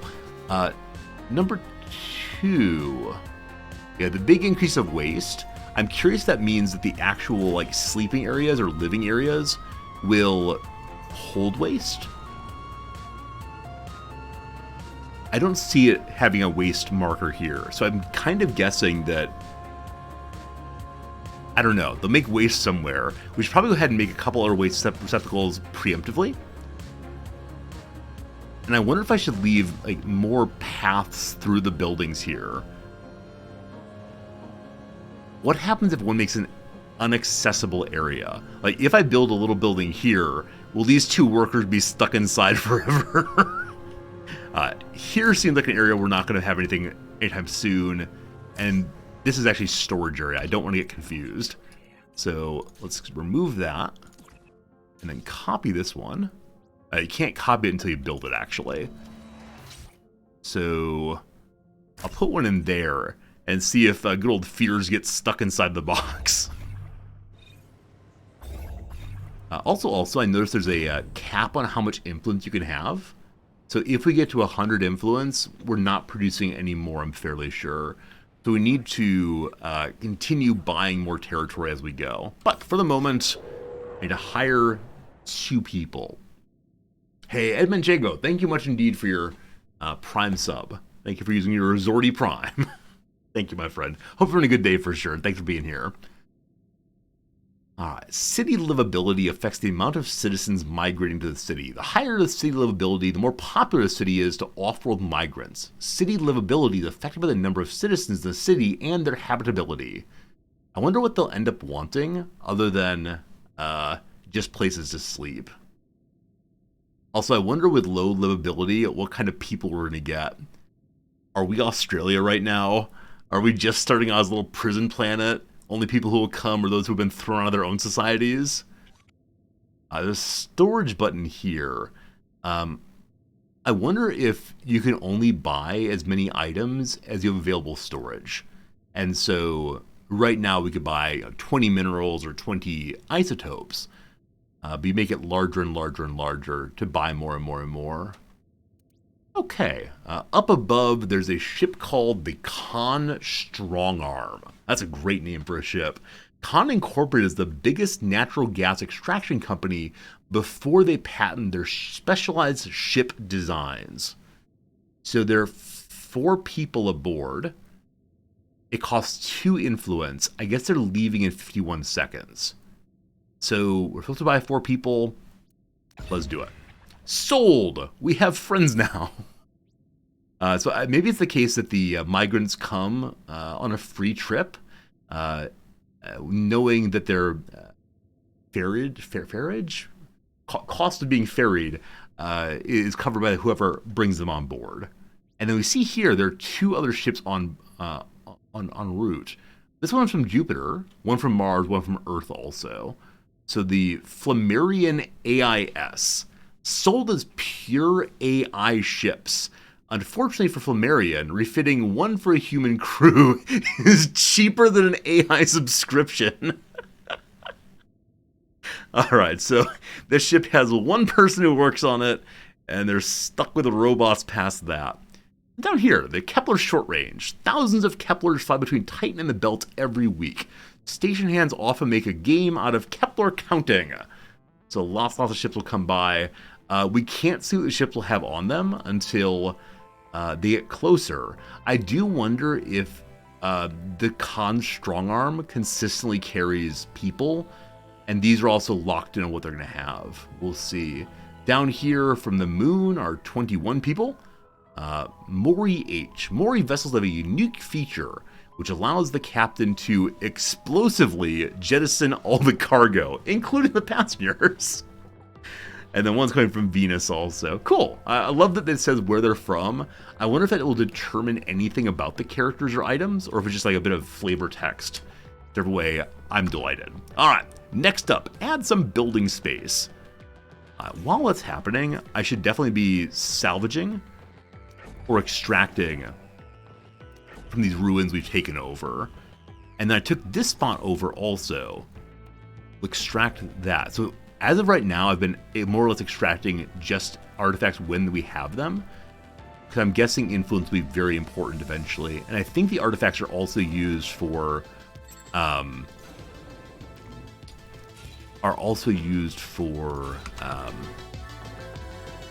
higher tech, they said. Something like that. Oh, look at land. I almost missed that. This is the ship we called down. There it is. So we now have citizens. Oh, there they go. There they go. Look at you all. I can't zoom in anymore right now, but I'm guessing once we get over to the base, we can then check them out directly. And they're wearing different colored clothing. I wonder if that identifies anything about them. Like what kind of person they are, or what past that. The reason I'm taking this spot here is in hope of making a factory there. And so let's try that. Build our first ever outdoor factory. Ample space for devices can be connected for additional floor space. Oh wow, so you can have a super factory of multiple things together. So the factory building requires only 2 isotopes. I'm surprised there's so little building necessary. I'll get this one taken apart. Probably at some point I want these patches just to have a stable source of resources as opposed to whatever ripping out of the buildings here. Ever since the game warned me that some areas are more profitable than others, I am kind of wondering, like, what should I take first? How do I do it right? Here, for example, an artifact patch. Ultra rich, full of 20 artifacts and 30% zethane. The other spots have 30% zethane also. The one down here is much closer to Sinkhole, has... Okay, we can't click it after we've already started building. The one next door that has 36, and over here 31. So yeah, closer proximity to Sinkhole guarantees a higher amount of zethane. So this would be a good spot to make another zethane builder. Next up though. Founder, it appears that you are running out of free space for devices. As your city grows, you will always need more floor space. If your headquarters has no more room, you can always build additional factories and install the devices there. If you are to power your factory with energy generated inside another building, you will want to build this new factory close by. I'm sure your power engineer will explain how to do this later. That is her department after all. When construction is complete, you can enter the factory interior and customize it, just like your headquarters. Okay, so they suggested we should build our factory very nearby. I threw it on the other side of the map. We'll see how that goes. Hey, 12 Eskimos, good seeing you. Long day, happy to be here. It's awesome to see you, my friend. And then yes, inside the habitability pod, there are some people sleeping. So for their leisure time, they're just having a nap. Can we see who's inside? 2 of 2 residents. Click here. So I think when they're in bed, you can't engage them at all. That's fine though. Let's go check out this factory thing we just made. You also see that ships are arriving consistently at the spaceport. Carrying just scads and scads of people. This one has some minerals and waste and isotopes you can buy for 2 influence. I have no idea if it's worth buying this. I'm buying it though. So with that one landing, the Trenton E-class, the spaceport storage should partially fill up. It did. It's now completely full. I guess we'll expand this at some point. I don't want to waste money, but our workers immediately run over and grab that stuff. And it goes to the storage locations. Cool. We have lots of space still for waste. Lots of space still for everything else. Awesome. This, though, our first ever factory. What should we call it? It's where the gas is going to be produced. How big is it inside? Let's look at that first. Alright, it is definitely bigger than our headquarters building. There's probably some super efficient way to build it. I think, because we'll be getting all of the zethane here, which is very similar to methane, zethane, we can probably produce our own power here as well. So, first things first, we need to pull gas out of the sky. That is a... What kind of building was that? Nope. Is it fuel, maybe? Yes, fuel fabricator. So Fuel Fab L converts any zethane into the air into a large amount of fuel, which can then go into fuel tanks. Absorption rate of 0.3. The small one, only 0.13. I'll start with the small one again, and eventually we'll upgrade, I'm sure. So that will attach to the wall right there. Suck it on in. And I know we need also a generator. Oh wait, I'm going to build this right. Got to think ahead about how we're building. So in the corner goes the generator. And then right next door to that, we'll make our tasty fabricator. Welcome to Beck City. I don't need to worry about the layout. Oh, really? I've been trying really hard to save space and make things look nice, but it warms my heart to make it look nice. Hey, Big Cannonball, thanks for the follow a bit ago. Sorry I missed that, but glad to have you here for sure. And then the larger relay. I need a super large relay that covers the whole room. For right now, we'll just use the small one, I suppose. And needs to touch this thing over here.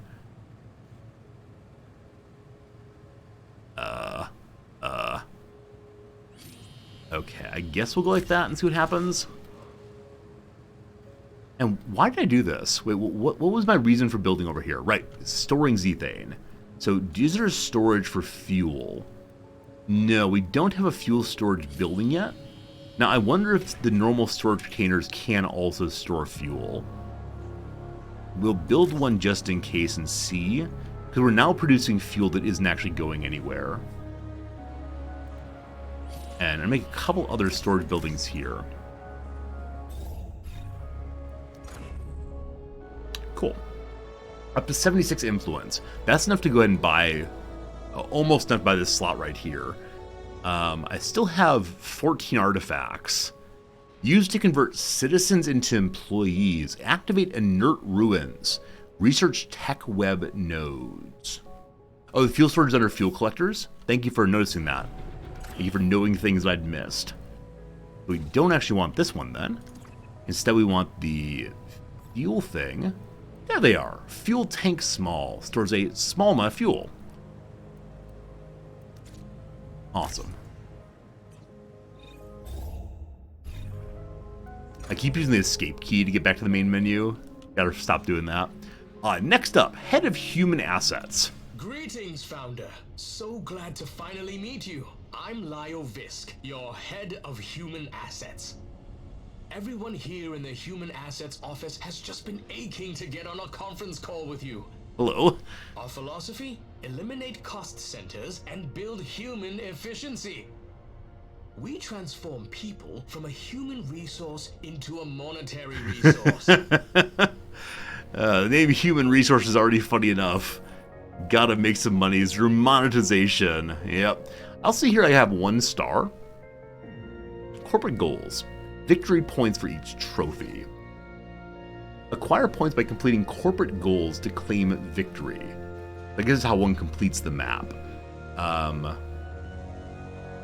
Tier 1. Own a factory. Monetize 13 citizens.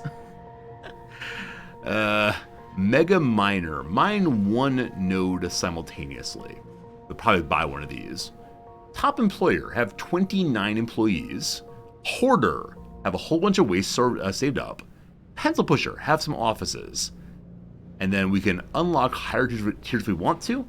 But for right now, it would be just push the button and unlock it. No reason to hurry on that. But monetize the citizens. Make them watch the ads. All right, tell me how to make them watch the ads. Yes. So you've decided to monetize your Decided. citizens. Excellent. They're going to need jobs. Lots of jobs. When citizens work, they earn credits. We harvest those credits by exposing them to high click-through video advertisements. To begin, construct monetization stations inside your headquarters or factories. Once those devices are built, our citizens can start enjoying some fresh, exciting adverts. Oh boy, the monetization station. It rhymes, so it must be good. Alright, there you go. 1 monetization station. And I think that's about all I can fit in here right now. So hopefully that's enough to get people monetized. It can only fit 1 worker. And it will generate some amount of creds per seconds. Credits are generated by citizens working in the monetization station and their offices. And we can use credits to pay for salaries and to buy new cool stuff. Great. Next up, energy bridges. So I'm guessing this is the tutorial. And when the game first popped up, it said, "Are you sure you want the tutorial?" I'm so glad we're doing it. It's so much fun. Hey there, you ever hooked up a building to an energy grid before? No. Your generators are producing energy, but they can't get it to the grid unless you build some energy bridges. Build an energy bridge somewhere inside your headquarters, then connect your generators to it with an energy relay. Once the generators are hooked up to an energy bridge, the grid outside can access the building's energy. You can also use energy bridges to pass energy between different floors of the building. Once it's on the grid, this building can act as an energy source for other buildings in your city. And if you need energy to flow from the city to inside your buildings, it works the same way too. Build an energy bridge inside your headquarters and it can be connected to the city energy grid. Okay, so I can just connect all of my buildings together and share energy freely. That it has a grid number, though, makes me kind of wonder if there's a good reason to keep the different grids segregated.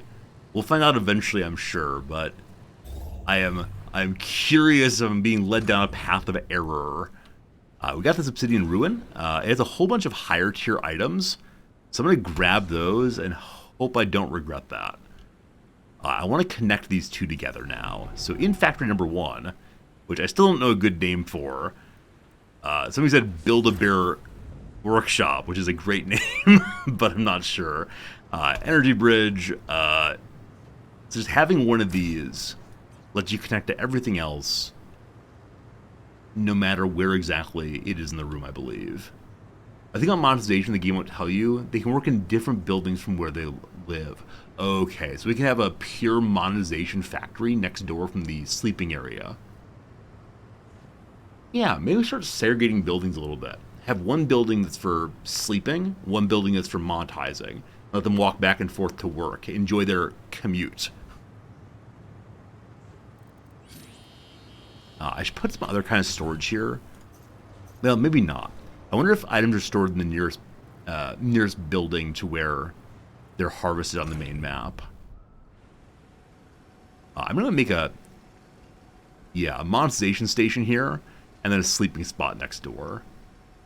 I think factories are actually kind of inexpensive. Is that false? So once they're unlocked, it really is only 2 isotopes. I have 25. I'll see if I end up regretting this, making 2 of them so close by. What is next? Founder, our city is bursting at the seams. We need to grow. But if we want to grow our corporation, we'll need a real energy grid in this city. Energy works on a citywide grid, just like it works in our headquarters and factories. To get our city's energy grid online, build an energy pylon that connects your headquarters and factory. Okay. Make sure that your factory has an energy bridge too, or else it can't receive power from the outside. The pylon... I believe the pylon also lets me take over more territory inside the yellow area.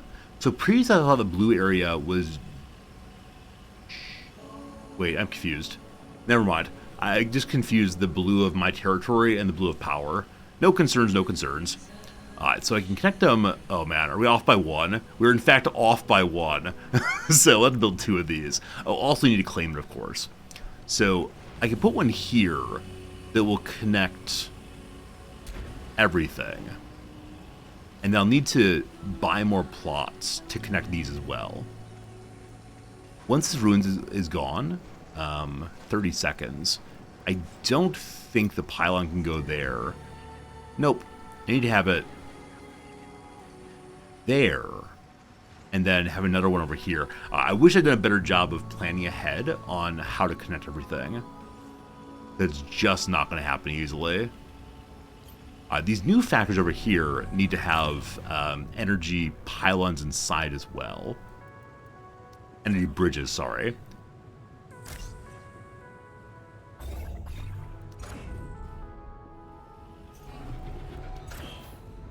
This one the same. I think the game's getting like more and more complex as mere moments go on. More and more things to think about. This factory here is going to be Sleepy Time Station. It's a cute little name that will allow the people to feel good they get to live there. Who doesn't want to live at Sleepy Time Station? And then the other one here is where they work. We're going to call this Worky Time with Friends. There's some couches, a little drinks cart. Have a good time. Watch some ads. Founder, I've been meaning to talk to you about conversion capsules. It's where Titan's Industries transform obedient citizens into even more obedient employees. We market the procedure as training, but the process is really more technical, and the effects are permanent. Once they've gone through conversion, your employees will be able to work basically forever, without breaks or sleep. Now, there may be some long-term consequences that medical science isn't currently aware of, but it is a voluntary process, so your conscience is clear. So on the one hand, this is a little over the top, which is delightful. Though I recognize it's like, what, Jonathan Swift's Let's All Go Eat Babies thing? Okay, so if I put a pylon here, it gets close to where I need to go. And they'll put one down here to connect it. Yeah. I like the satire of this game. It's pretty funny stuff. Alright, so we can convert our citizens into employees. As of right now, we can only have 10 employees. I wonder what determines that. We'll find out soon enough. I probably have another building for conversion, but for right now I'll just throw it into Sleepy Time Station and then put it elsewhere eventually. So, conversion capsule. Convert citizens into obedient, low-wage employees who work themselves to the bone. Cost 4 energy. Is there a place where I can see my currently available energy? The power grid doesn't show me there. I'm sure we'll find out eventually where it is. But they're gonna sleep here, so that's probably the outside edge. Make 2 of them. That looks nice. And then I'm gonna go back to the other building and add some Twitch watching ads. I'm sorry I sell you all to the advertisers. I put on the outside edge here. Oh, what do you mean I'm not gonna be able to do it symmetrically? What do you mean? Oh, video game. Gotta go leave a negative review now. Alright, so 1 monetization station for each of our fine citizens. Alright, Founder. Now that you've built your conversion capsule, you're ready to convert citizens into employees. Start by selecting one of your conversion capsules. This is where you'll pay for new employees. Give it a try now. Your citizens are very eager to sign up for conversion. I have 2 curiosities right now. Number 1, I need to get power here. So I'm guessing we're not producing enough power. We'll look at that in a second. Number 2, how do we know when the citizens are ready to be converted over?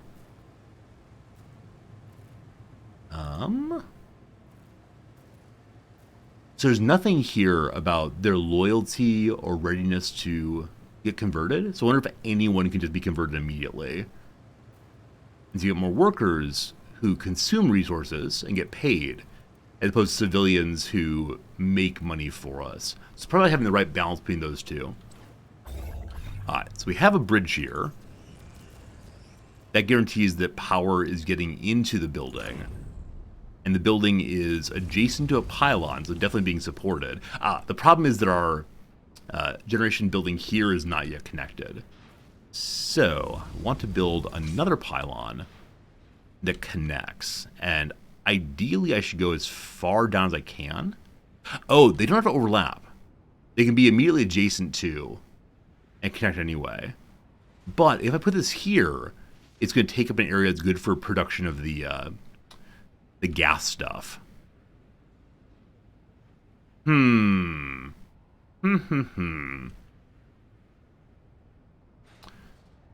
throw it there, which means I need to buy that spot. Also minerals. I probably don't want to put what minerals are. What's this do? No one's working. Get more employees real soon, don't worry. Okay.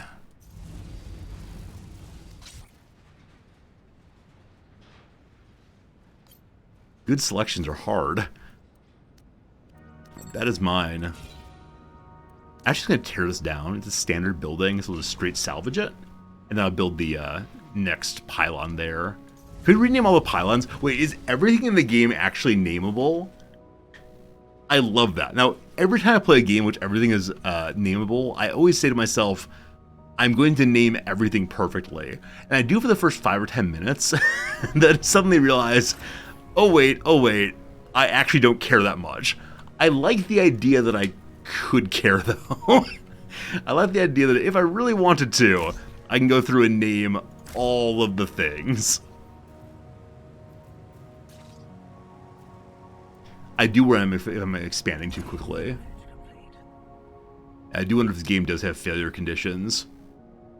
That's been removed. So now I want to make a new pylon there. I'll be curious to see if eventually the yellow will expand more. So we can go and hang out with the crevice there. Gotta do the conversion thing now. But for that we need this thing to get built, which will connect to the power.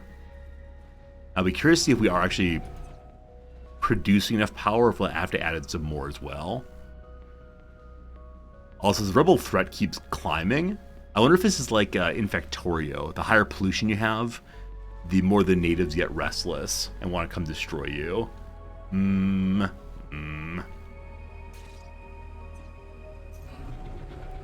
Okay. I wonder what the relationship is between fuel production and generator consumption. Global fuel balance is +4. This makes 3 fuel. This consumes 1 fuel. So we can definitely have more. Okay. Let's throw another generator up. Wishing generators were not this direction. The higher level generators are more efficient. Are they? No, they're identically efficient. It's 1 in, 3 out versus 2 in, 6 out versus 3 in, 9 out. It's just a matter, I guess, of how fast it consumes resources and produces resources. Make another small one for right now. Grid 2. Okay, so the energy pylon outside has been made, so it should all be grid 1 now. It is. All right, so 1 grid, everything's connected. Which means, I think, that the conversion pods should now be powered. They are not. I know why. You have to have the relay in here which distributes power to these buildings. That's the issue is. And because of how I separated them, oh, you fool. Resorty, you fool. I thought it would look cool to have things separated out like this. It just makes the base need more buildings. Alright. It's only minerals. I'm sure we'll never ever run out of minerals. So, these are both being touched there. These are both being touched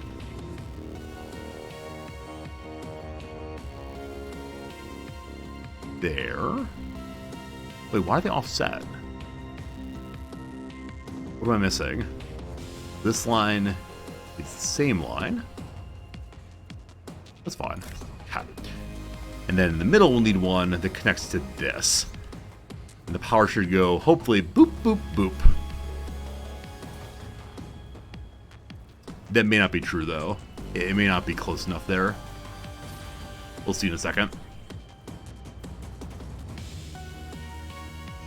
Why just stand there, Nairo? Come on, Lethal. I'm glad y'all are healthy. Look forward to seeing what will take their health away.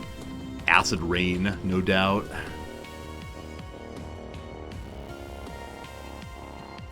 I've played the game entirely at speed 1 so far. I'm guessing as we get better at it and more aware, we'll definitely be able to speed up quite a bit, but... Power online. Power online. We're not producing quite enough power right now in order to run both of these, but we do have a space now for 4 more citizens. Conversion capsule, here we go. So you use one artifact to train the citizen into the employee. We're trying to consume 13 energy of the 9 we're producing. So I do want to watch the conversion, just see what awful things will happen to my little citizen. But I want to go over here first and invite them to produce even more power. So we're consuming 3 of the 6 fuel we're making. It's really nice they have this little indicator here of how much we're consuming and producing instead of like manually count it. So many games I play, you have to actually sit there and count exactly how much of what you're producing and consuming. I'm a fan. Can we see conversion at work now? Oh, getting in. Getting in. So they get into the Sleepy Time pod. It explodes waste everywhere. And suddenly we have another worker. Also, our employee cap just increased. It was 10, now it's 12. Oh, we should name that person. I'm terribly sorry. New guy here. Who wants to be new guy Paul? I'm happy to give this person a name from one of you fine chatters. Whoever says me first, I'll go ahead and do that. Axix, hello friend. How's it going today? You consent? All right, Fernanthus. That's close enough to me. That was the old school way of saying me. Fernanthus, welcome to the game. That's good. All right, awesome. Next up, an admiral. Should probably hire more citizens for more ad watching. Are they watching ads now? No power. Right, we need a power relay also, which is going to consume which is going to require us to make even more power. Fine. There's no reason to have the bridge here. Speaking of which, in the other building, I could have just moved the bridge. I have no idea why I didn't think to do that. My apologies for being what is known as a big dumb. The power comes to the building absolutely anywhere you want to, and I just got stuck on putting it in that corner. So yeah, the other room here, yeah, there's no reason not to move this to the middle, and in that way get rid of this relay. Whatever, what's done is done. Looks nice. Back down here. I'm doing well, Axix. If you've not seen this game before, it's a lot of fun. It is a sponsored stream today, so I'm playing this game to show it off to you fine folks. I'm getting a bit of joy out of it, for sure. We can make 2 more generators with no more fuel production needed. As long as this is never going to run out of fuel. The Zethane says 33.18%. I wonder if that will go down as time goes by. Or if this is a stable production in this area. So I can plug this in like so. Or I can make another relay thing. Let's make another relay thing.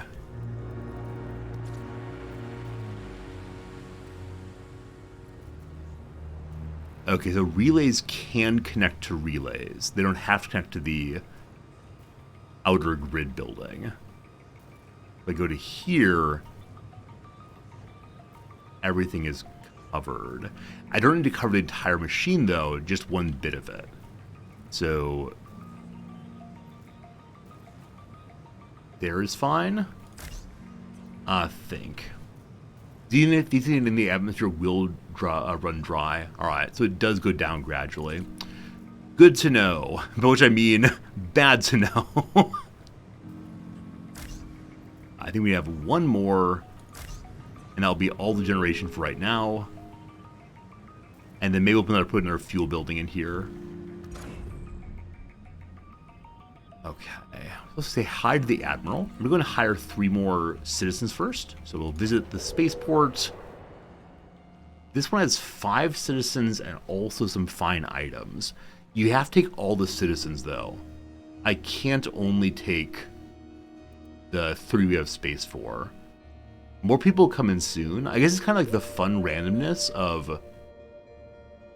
Oh, now we take 5. Ah! Wait, maybe not. Did someone just die? Or did someone else get converted? Oh, or did a bed get turned on? I think a bed got turned on. So, y'all come along. Full up again. Our ad watching building. Still not online because no relays. That will run everything, I believe. Need more power production. We'll get there in a second. Let's say hi to the Admiral. Hello, Admiral. Founder, I was wondering when you'd arrive. We got a lot of work to do. I'm Alexa Carrick, your military advisor. Around here, they call me the Admiral. I manage your ships, armaments, and military personnel. Plain language, that means I make sure that rebels and our competitors don't kill us. I've worked with a lot of startup cities here on Titan, so don't worry. I've seen it all. Landfaller cities come and go like the rain. For now, keep your eyes open and your mind sharp. If we want to survive on this poisonous rock, we'll have to work hard. Okay, so we are indeed landfallers. A bunch more people are showing up. I'm noticing that the various mineral plots have taken say no employees. So I'm wondering if that means the employees are not willing to walk that far from Riz Prime, or if they need to have a connection to it. I'm sure we'll learn very, very soon. For now, though, we have 20 claiming points. So we can claim these ruins, just keep expanding out gradually. I should be saving up, though, to claim the fancy artifact spot. Or there it is. 60 influence. When we have 60 influence, we'll go ahead and claim that. First, though, refining resources. Founder, your raw resources could be doing so much more for you. Each resource is crude at first, but the refinement process makes them that much more effective at construction. With each refinement, the resource gains value and thus represents a greater portion of the construction costs. This is how you get the most out of your resources. Raw resources will only get you so far. To start the refinement process, build a level 1 processor, and be sure to plan some empty space around it. Okay. I'm guessing this is how you get from Tier 1 to Tier 2 to Tier 3. We'll see. So we need to build a processor. I bet that goes inside of a factory. Yeah. Not seeing it at all. Oh, you know what? To expand this yellow area, you have to build the command center, or command station. And then we can take a tremendously large area past that. But we'll go ahead and build one of those. Oh, down here. I was looking before for where the grid status is. Right here. So we have 2 bonus energy and no fuel at all. Actually, we're perfect on fuel. We're +6, -6. And so the fuel is staying full. I wonder if we're actually producing slightly over 6, and it's not going into the storage, and so it's being wasted. Let me check that one out right now. Add more fuel tanks. Yeah, that's the complaint, I believe, is they're struggling for fuel somehow. So we need another fuel tank, and then also we need to have another fuel fabricator thing. We know that the crevice produces a bunch of zethane. It's over here. So using the command center, we're going to buy in this direction and set up another one of these fuel producers next to the crevice. Hopefully the command center being here will also give us access to this tile. I wasn't looking, but I'd love to have one there to suck more zethane out. We'll see. And they said to put the processor somewhere with a lot of space. I wonder if that means inside the factory with space on the ground, or in a factory building that has space around it as well. I'm gonna try to do both, I guess, and see what happens. Dumping into crevices is fine. No. So far I've refused to dump things in the crevices. We're gonna continue that as long as possible.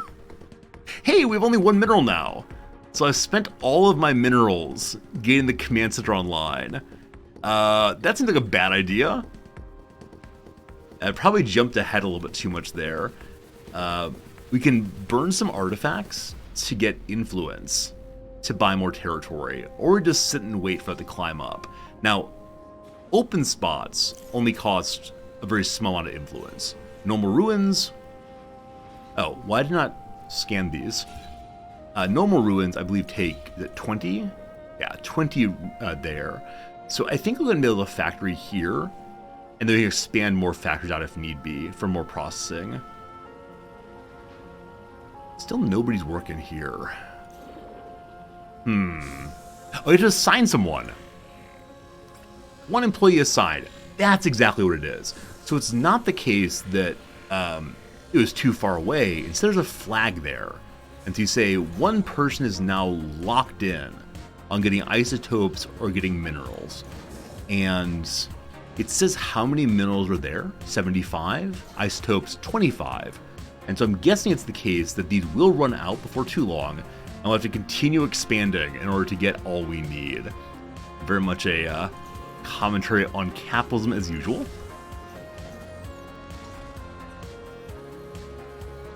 Factory will go here. We did get access to these spots as well. So hopefully having two things sucking from the sinkhole does not cause problems.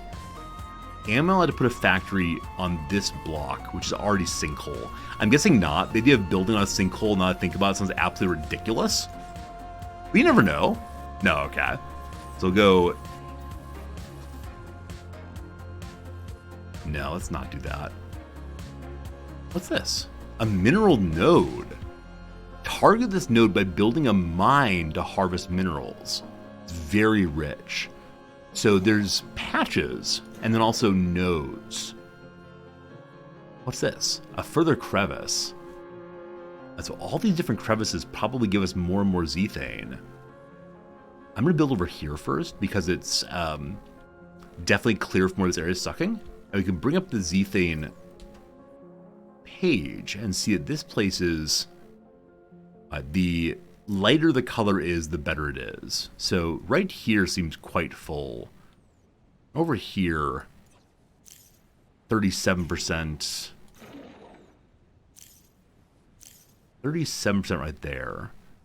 I go here, 34%. 41!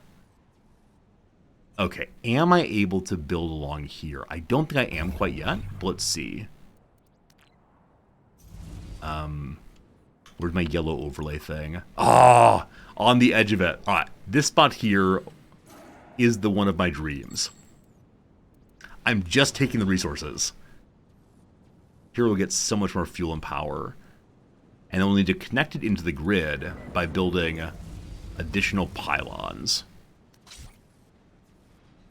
And if we can put one... it needs to connect to that. I can go that far. And then do one below and one over to connect there. If I go this way instead, it connects to the middle of the... yeah, to the middle of the crevice there. So probably want to go to there and then put another one across the way. I am not allowed to build there though, so here instead will work fine. So claim this spot as well. 20 influence very soon. Remember the workers have to move resources around? Oh, that's a good point. So I'm making my workers walk a very long distance. I'm sure we'll have transport tubes eventually. Yeah, that's too bad. I think I've been really focused on maximizing my zethane. That may be a slight mistake.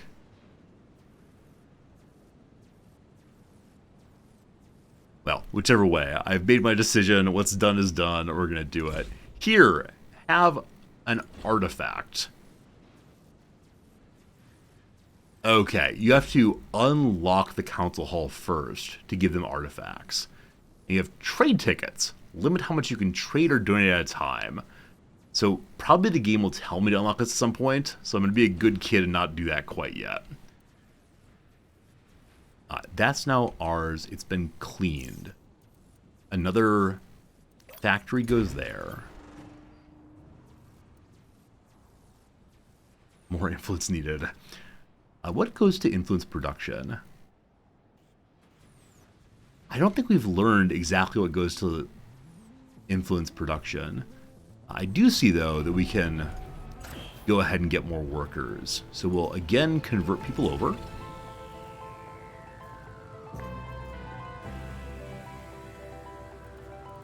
One at a time for right now. People are sleeping. Can we see someone looking at the ads? I've yet to actually see that. Aha! Someone is laboring. What do you watch an ad for? Is that for a razor? Is the latest and greatest movie? You're not clicking! Get clicking! I need interaction! I need eyeballs and interaction. Show our click-through rates good enough they can raise our CPM. Other ones all empowered. Someday, someday. Is that you? That's not you, because you have Amazon Prime, so you're not going to see any ads on the Resorty Show. Now, if you instead mean, are you watching an ad right now? It's not an ad. It's sponsored. Importantly different. I swear. We have enough influence now, so where did this need to be to get power to here? I was planning to go farther over here. Oh, the character after you. It may have been. It may have been indeed. I thought you meant like literally you, if you're having an existentialist moment. I think this makes the most sense. And we're just going to destroy it straight away. The tutorial says the influence of a flat gain. You can unlock console obelisks for more influence per minute. Cool, thank you. Cool, thank you. Yeah, I think since we played so much Crusader Kings 3 recently, one thing I'm really, really missing is being able to click in and mouse over to see what is causing certain numbers change in the way they are. In conclusion, I would like every single game to be a Paradox game. Thank you.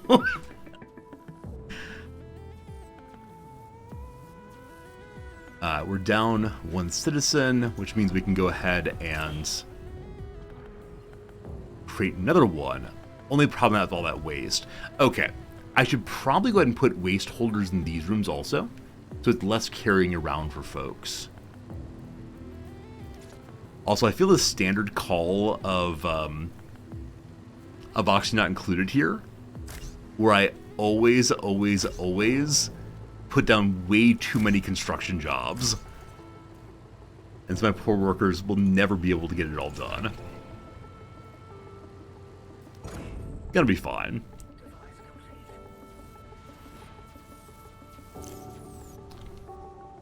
So I want to start building a factory here for the processor. But first, so all the resources are here. I just need a worker to go put it together. Workers. Oh, wow. So they actually will get inside the machine. Even though it's covered in absolute goop. Also have an unnamed worker now, don't we?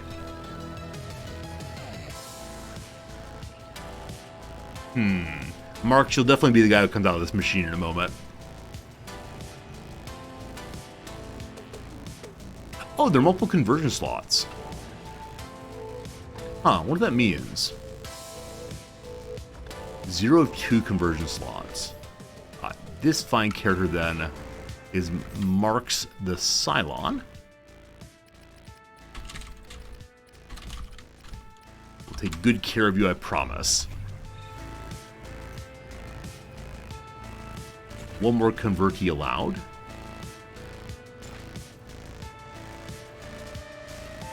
I have 2 people assigned to working on the mineral patches.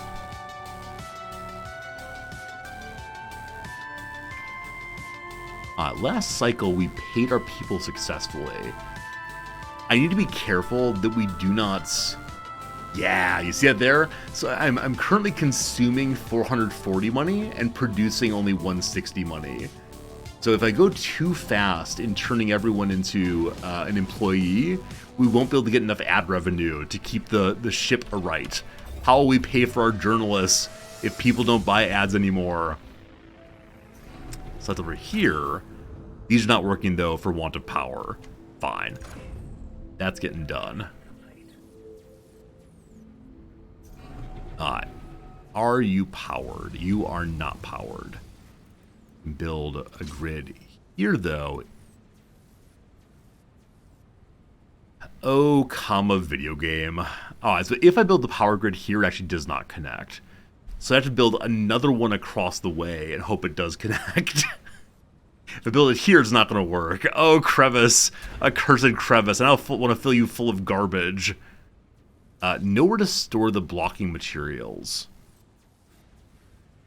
So in a factory like this one, we can just throw in additional storage containers, which are all full. Oh, buildings be upgraded. Defy, thank you for that. So, are you saying that the upgraded building would be able to expand far enough to reach that? Upgrade will improve a building's functionality. It disables the building until it's complete. It increases energy range by 1. Defy, thank you for mentioning that. I'm guessing the tutorial will mention that later, but... Awesome. Wait, I upgraded the wrong one. wrong one, sorry. This one I need to upgrade once it's built.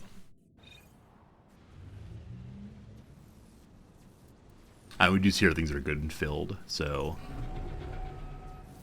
These are getting made over here.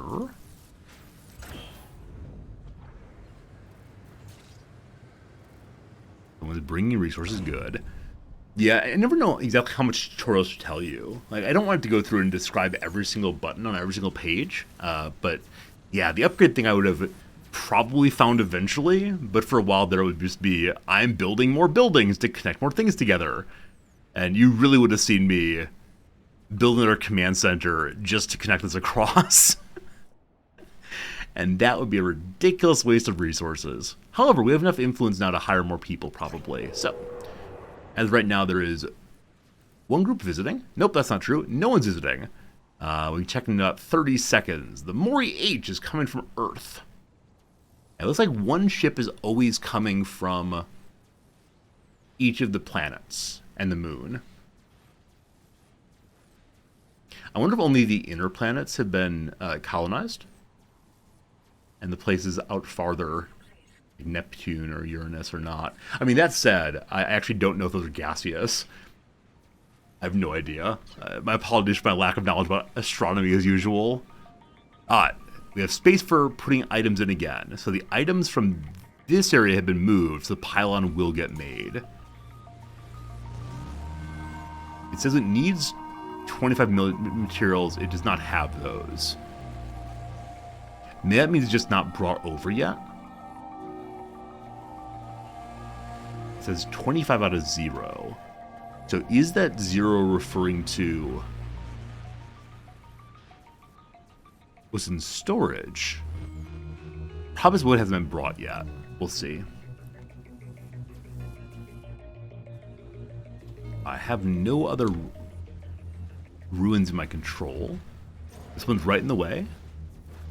Claim that, salvage that.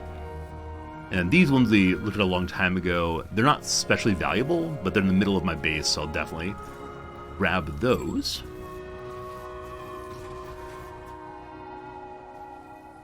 Our waste is about 2/3 full. Only 10 artifacts now. Spent quite a few of those converting people up. Okay. Factory will be online someday. So I'm going to begin to turn it into another fuel producer room. I'll put it right in the middle this time. That looked nice. And then this produces how much again? 0.13. I think the last one made either 3 or 6. So I'm going to put in 3 of these for now, and then we'll see. It needs power outputted. Oh gosh. Eventually I'll remember how this works together. Also it'd be good to have batteries eventually. Not yet. So 1 of you, 2 of you. hold the fuel. And then some generators, which connect to the power relay thing. Is there any reason not to do that?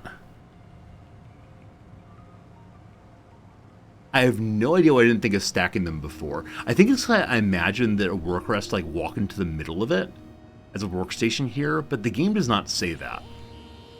On other kinds of buildings, there are clear spaces where workers have to go. But I think we can just stack those and then take a relay and touch all of them very, very easily. Now I'm thinking with portals. Cool. This item is being built. When it's built, we immediately upgrade, and they'll then connect, hopefully. These have been claimed. They are being salvaged.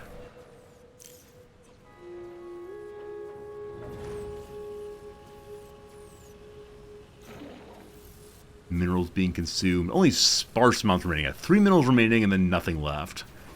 So I probably want to take more of these. Or just hurry over to the larger mineral node. That requires having mines, though, and I don't have mines yet. Pylon's been completed. Cool. So now we embiggen. Holy cow! So when it embiggens, it'll actually hit the mine over here. I now wish I'd embiggened all of them, because it's like a tremendous waste. At some point, I'll make this more efficient and beautiful, just not quite yet. Mineral patch costs 20 to claim. We have 12 right now. Yeah, I think getting another mineral patch would be a good idea. Look at the workers go. Hopefully, we can make a bridge over the crevice eventually, so I don't have to go all the way around it. Is that a kind of building? The bridge. There are roads. I don't see a bridge right now. I do see military, though. What do you want to bet I need defense turrets for too long? Also, I do see that our buildings can burrow. Isn't there one of those giant robot Japanese anime programs in which like all the buildings in Tokyo go under the ground at the same time the giant robots protrude from underneath? My apologies for not knowing the names of these things, but you know, that one.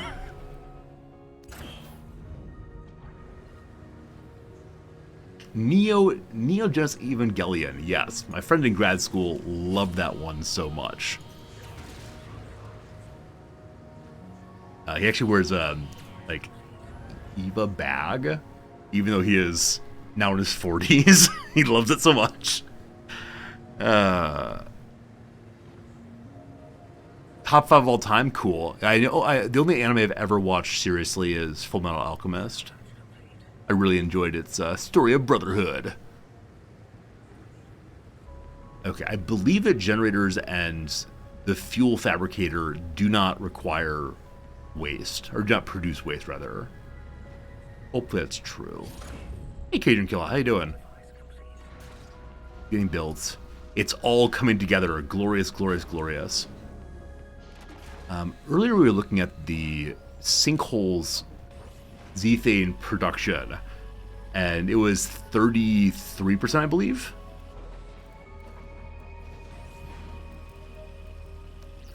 It is now 58. No, that's Sinkhole itself. So spot nearby, 42. So actually we're consuming a less than's being produced here. Also, pollution's increasing. Where does the pollution come from? Okay, I see the factory is spewing something into the sky. Fullmetal Alchemist or Fullmetal Alchemist Brotherhood. I've actually seen both of them.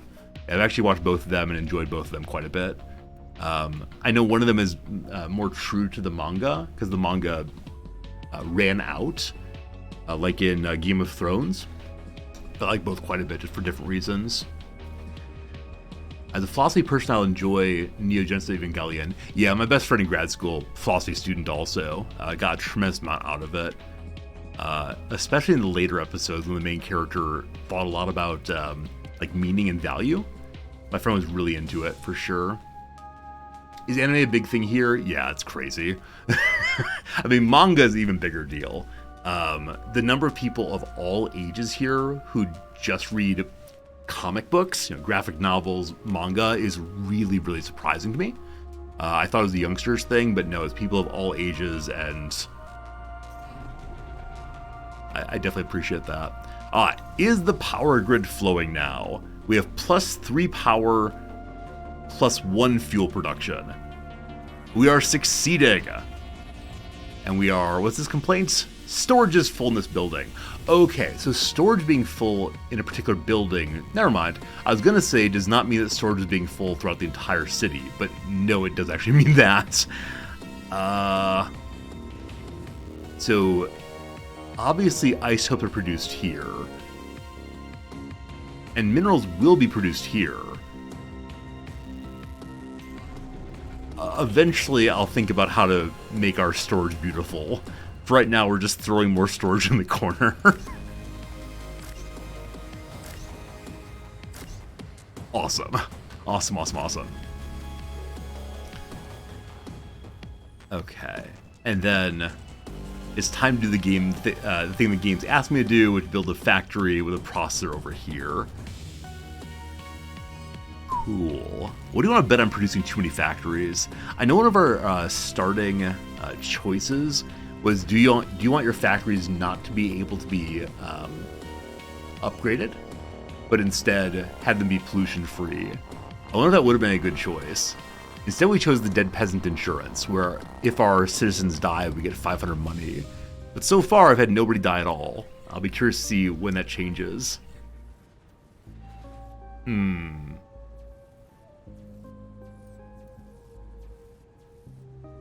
I do wonder how much power the device we need to build takes. I'm not building it here.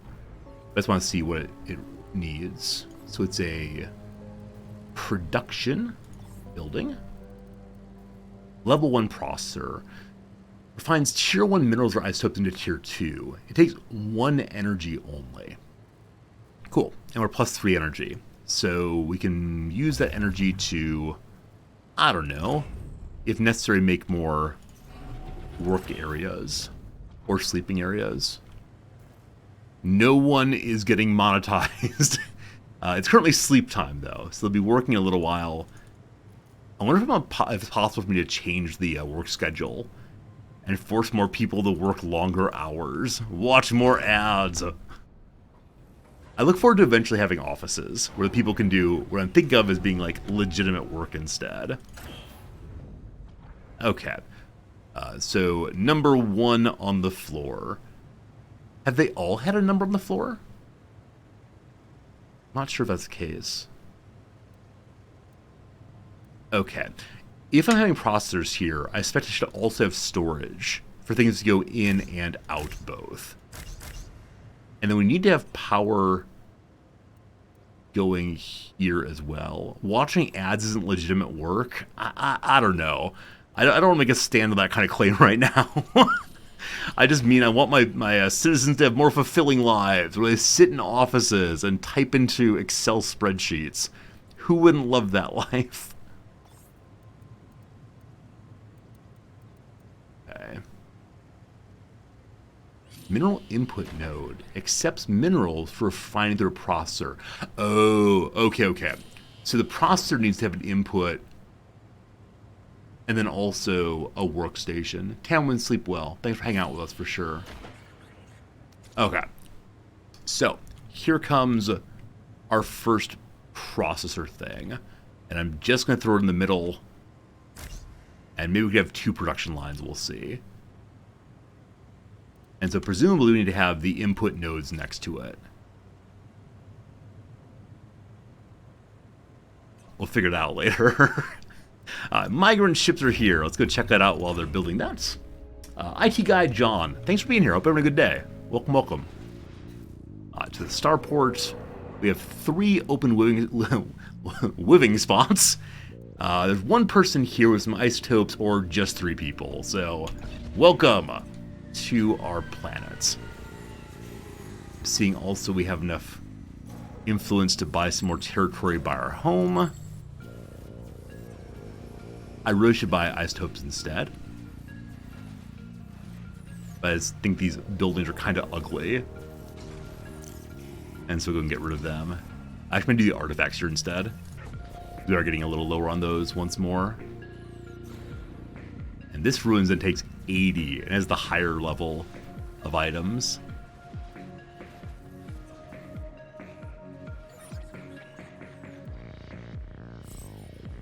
Hey, there we go. I was about to say I feel like we've been kind of free from this tutorial. It just couldn't been because I've not been doing what tutorials telling me to do. Instead, I've been messing around with trying to make my power grid a little larger. So this factory is our mineral refining area. So we're going to call it the refining...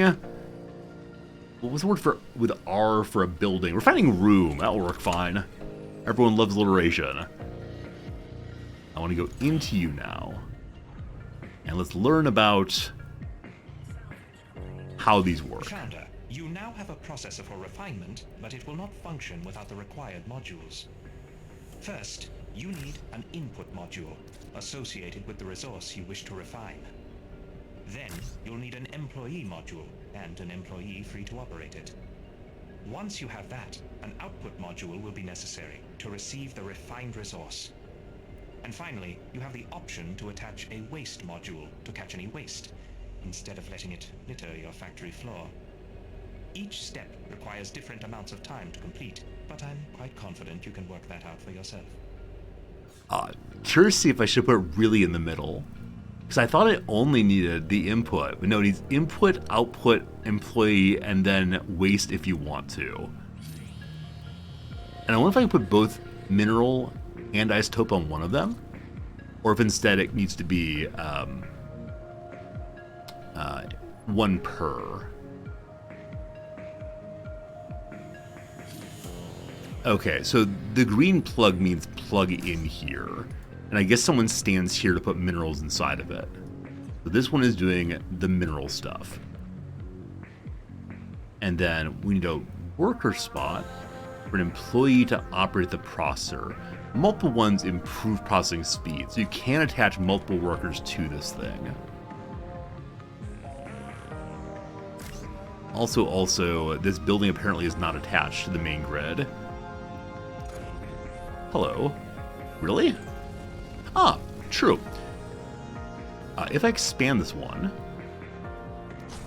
it will then include it. Cool. But we're getting low on our resources again. So let's see how much to buy a patch. It's 40. So once they have 40 influence, we'll buy one of these. They're all 40. I thought perhaps they had different density of materials. Oh, this one's ultra rich, where this one is merely rich. So, and they cost the same amount. So you're probably buying the ones that have the highest level of item availability. Which to say, my earlier purchase, just with the one that was nearest by, was definitely a slight mistake.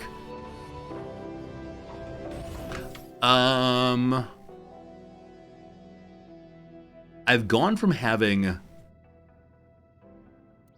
8 available beds to only 4 available beds.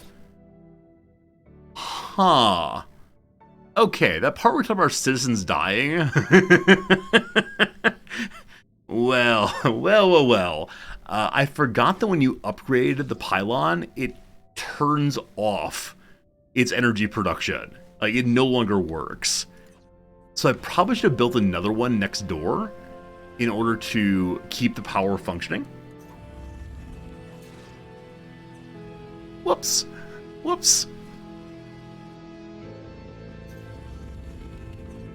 Luckily, it's building very quickly. So when it's back online, hopefully all of our beds turn back online also, before anybody dies. It's back online. Beds are back online. Will their health climb again? Or is it now stuck at 77%? We'll look back in a little bit. 77 is easy to remember. We'll see how high it climbs. Sorry. Terribly sorry. All fine. Alright, so in the refining room, we installed an input and an employee spot. We output and ideally a waste module also.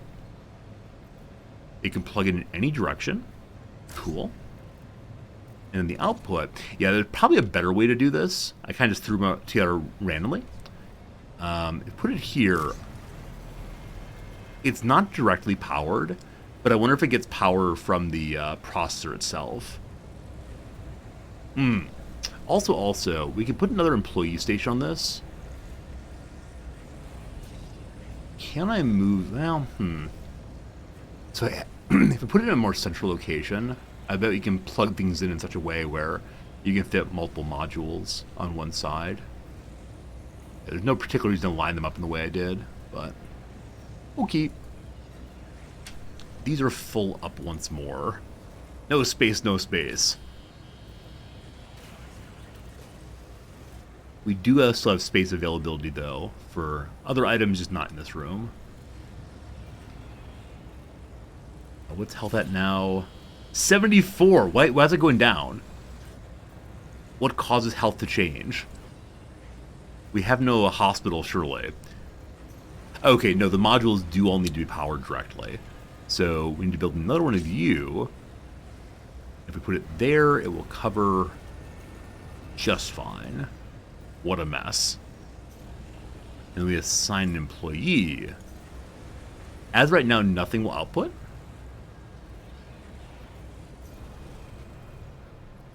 This may be wasting this employee's work. Oh, you don't have a name. I'm sorry, employee union name. Someone asked me the next person. Too much scrolling backwards. The next person says me, M-E in chat. Gets to be that person. That'd be glorious. How am I liking this game so far? Yeah, it's great. I mean, I'm really enjoying it. It's a ton of fun. Hello, Sally. Appreciate it. Yeah, I mean, it's what I thought it would be and then some. Like, I knew it was going to be a base builder. I knew it was going to be a survive in space. I had no idea about how fun the character would be. And I'm really enjoying thinking through the logistics here. Like, obviously it's not Factorio in terms of depth of logistics, but I feel like a much friendlier version of a game like Factorio. I don't know how long that comparison will continue, but that's definitely what's coming to mind right now. Also, we're producing too much waste. Too much waste production. And I believe the waste production happens primarily here. Friendlier, as in the community is friendlier. I mean, that is true. It is the case that in this playthrough, no one's come in yet and said, Resorty, you're doing it all wrong. But yeah, I actually mean, it doesn't feel like I'm absolutely overwhelmed by what's been asked of me. And thank goodness for that. We got 42 influence now, so let's buy the ultra rich patch. So initially, I don't think I enjoyed the discontinuity of one's controllable territory. That you're able to grab any patch you want to. Like, that's weird. I want my things to connect. But I do feel now like it's actually quite nice. I'm actually quite the fan of being able to go for the choicest ones first and then picking up the other ones later. Alright, so Build-A-Bear Workshop here. No power there yet. We're not producing enough power. That would clearly be the issue, so we are producing one extra fuel still. So we'll go over here and connect that. So I actually don't know if the generators auto-consume fuel or if someone has to come and take them and fill them up. I think they're auto-consuming whenever's nearby. Because it wouldn't be at 1 of 1. I think. Alright. So one more generator up on this side instead. Whoops. Those of you who haven't seen this game before, what are your thoughts on that? I offered my thoughts that I'm sure enjoying it. What do you think? Is it basically what you expected? Is it innovation on the kind of gameplay you've seen previously? What do you think? What do you think? It's 44% Zethane there. Okay, I think I can make another consumer here without feeling like we're running out of Zethane.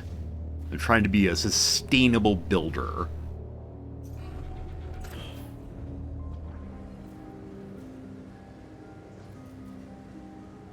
Let's copy one of these.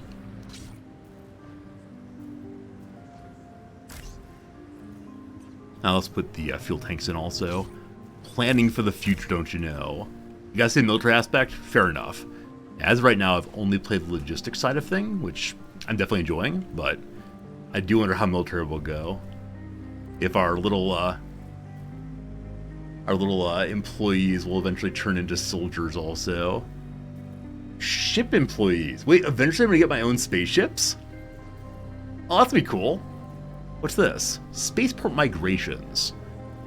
Okay, so we can go and look and see who's already docked there by clicking on that, instead of having to navigate all the way over to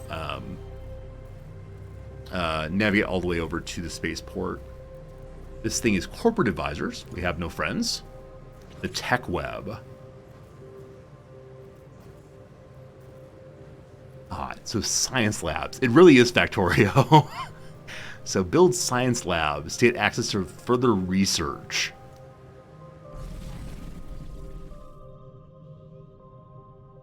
Okay, so range boosters. Command center makes more territory. Reduced conversion of waste. So when you convert someone, less waste generation. Lower factory pollutions. Increased habitability. Huh.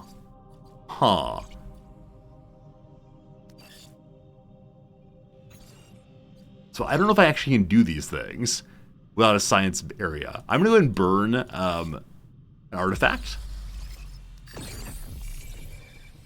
So I could be researching the entire time, but I haven't got that far in the tutorial yet.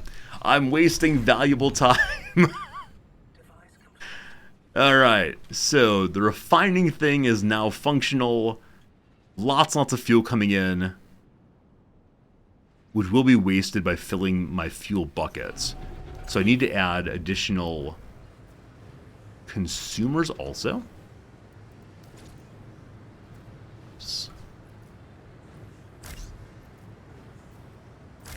These are not symmetrical. My strongest apologies.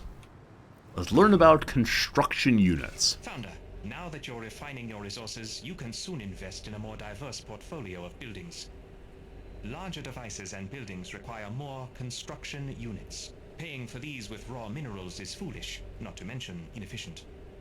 Without your input, we can choose which resource will be most optimal for the building. But you can cycle through which resource tier to use for construction by clicking the mineral or isotope box at the top of your surveillance view. Higher tiers account for more construction units. Use them wisely.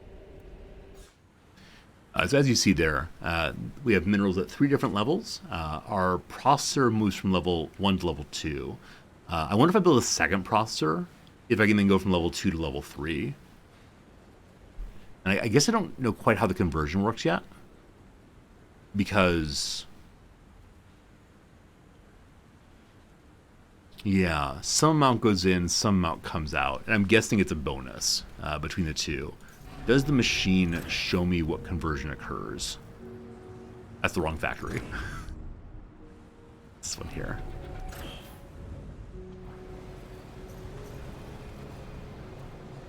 Okay, it just says from tier 1 to tier 2. I wonder if it's direct then.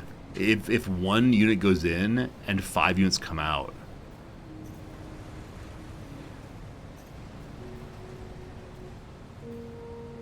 So this is saying it's full. The processor is full, which I'm guessing meaning, yeah, the output is not being taken. Huh. We need more workers again. Which means it is time to convert you once more. Come along, next person. Join us. Very close to being full on waste. I hope we can eventually find a waste pack atomizer to make us able to not just have more and more piles of waste.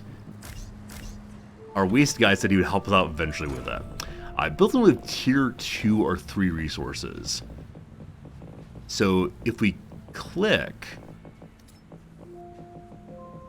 I believe will then just build with that level of resource, as opposed to the game auto-selecting which one you want. So, what takes 5 construction units to make that I'd want to make?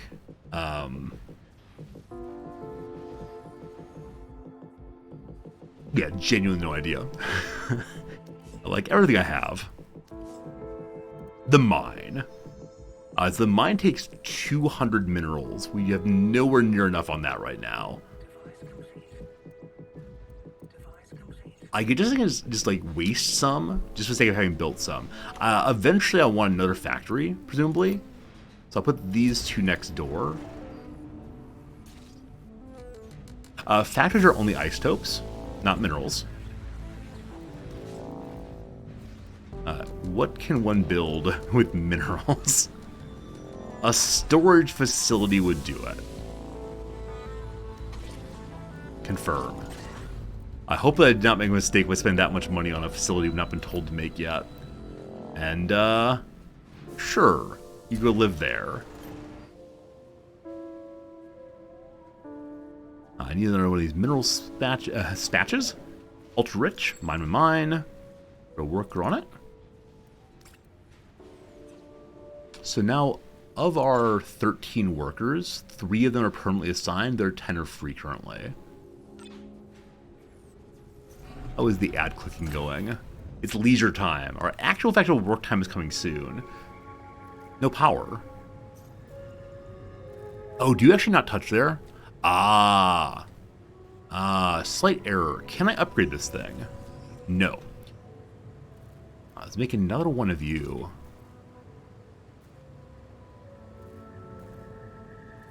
I wish it would show the green connecting lines, not only between the relays, but also onto which buildings it will power. Like, I understand I should be able to see the grid, but at certain angles it's kind of tough to do so. That is fine, I believe.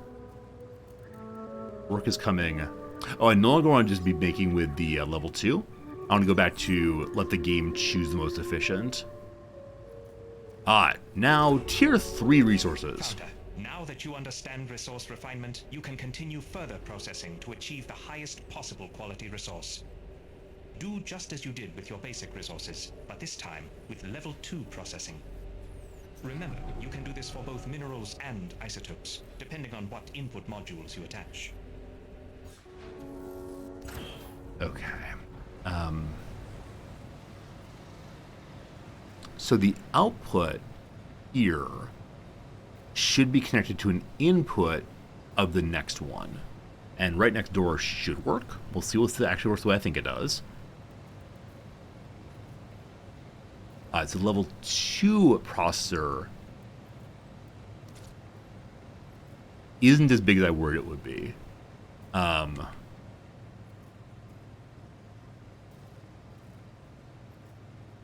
Can I embiggen the factory? Is it upgradable also?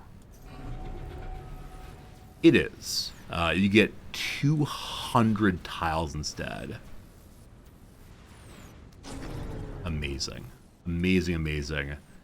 I wonder if it'll be a second floor then? And if so, how on earth do I get things from floor to floor? It's going to convert another person. Leisure time again, or the same leisure as before. Same leisure as before. We're just about to see sleep time. Sometime I'll catch work time and actually see them working. As of right now, we're allegedly producing 400 income and consuming 520. 5 citizens have jobs. We have 2 free citizens. Why only 5 citizens have jobs? How many each could I take 2? No, it's only 1. So we need more of these monetization stations. Cool. Hey, Fork, how you doing? An interesting game gets quite difficult. Yeah, it's my first time playing it. I'm really enjoying it. I can see where the difficulty would come from. I really am wondering if there are going to be big failure conditions that will lead me to wish I'd done things differently. But for right now, I'm absolutely enjoying this game. More working, more good.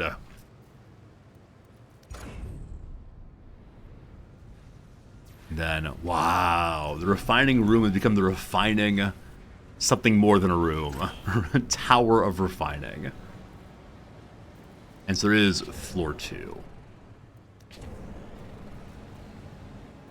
I suspect with some shifting things around, we could do a much better job of keeping it all on one floor, but I'm going to be a little inefficient for right now until we figure out how the game works. So here, we want to have a level 2 processor. This is the elevator, it looks like.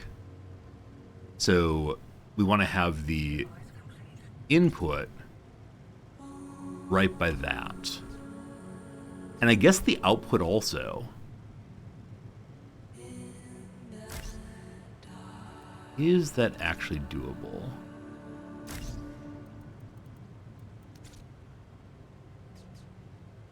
So it is. Nice. Waste module also? Oh, can the waste module attach anywhere? Oh, this changes things. So I thought you could only plug them into the main module, the main processor, but you can attach them absolutely anywhere, as long as they're part of the machine generally. That's really cool. That's really, really, really, really cool. Does that actually mean that I can put my employee station plugged in over here? You can. Holy cow. Wait, am I wrong about that? I may have said something that's false. So the waste station is blue where it's plugged in. The employee module, I think it's fine.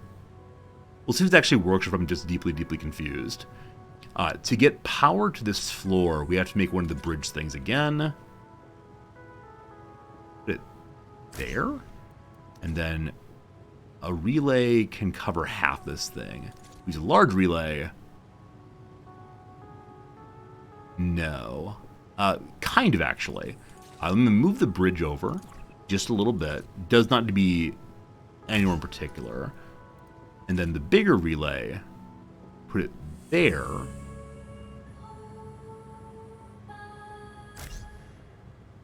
And then we just move the waste thing over. And I believe then it will all be functional. Hopefully it actually works the way I think it does. And this won't say, I'm connected to nothing. We'll see soon. So we need the production thing, waste module there. It should all be powered then. However, we're going to need to produce more power, I suspect.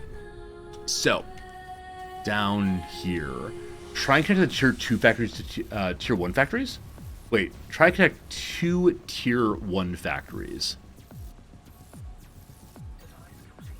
I may not be understanding what you mean. It sounds to me like you're saying have a tier 1 factory's output be the input of a second tier 1 factory. I don't quite understand how that would work, because doesn't tier 1 just make it to tier 2? If put 2 of the same building there, you can connect them, it's cool. Cool in what way? Like, is it efficient? Is it just looks neat? I'm misunderstanding, like, is this a, like, hey, it's an Easter egg, like, you get rainbow sparkles on the screen? Or is it beneficial for the gameplay? I'm happy to try it, but just not quite sure. I want to go to the second floor. Need a worker assigned here. Is more efficient. It's a building thing, not a device thing. Oh, building, factory. Got it, thank you. At this point, when I think factory, I'm thinking of the little processors. I understand. So put a second factory here, and they connect somehow. Oh, okay. So instead of going to a second floor, we could have doubled the factory's floor space of one floor. You can build across or up. Heat wave. We're having a heat wave. Buildings catch on fire more easily. What on earth are you talking about? My buildings are going to catch on fire. Not okay, thank you.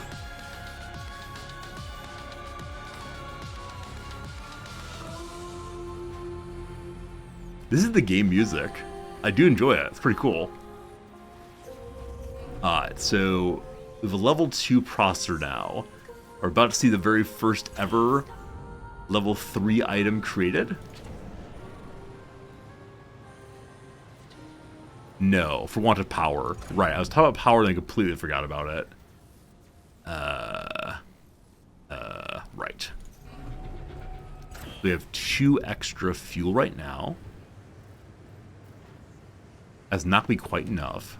We'll keep throwing more generators in.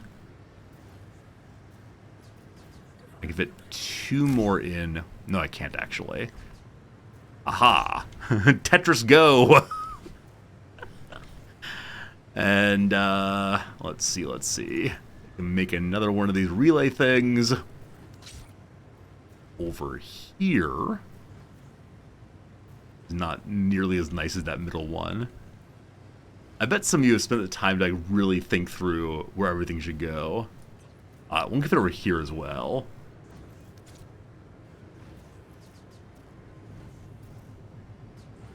Is there a way to fit 2 in here? I believe the answer is no. As I mentioned previously, the thing I did the worst on the ASVAB was geometric reasoning. Just don't know how to do that.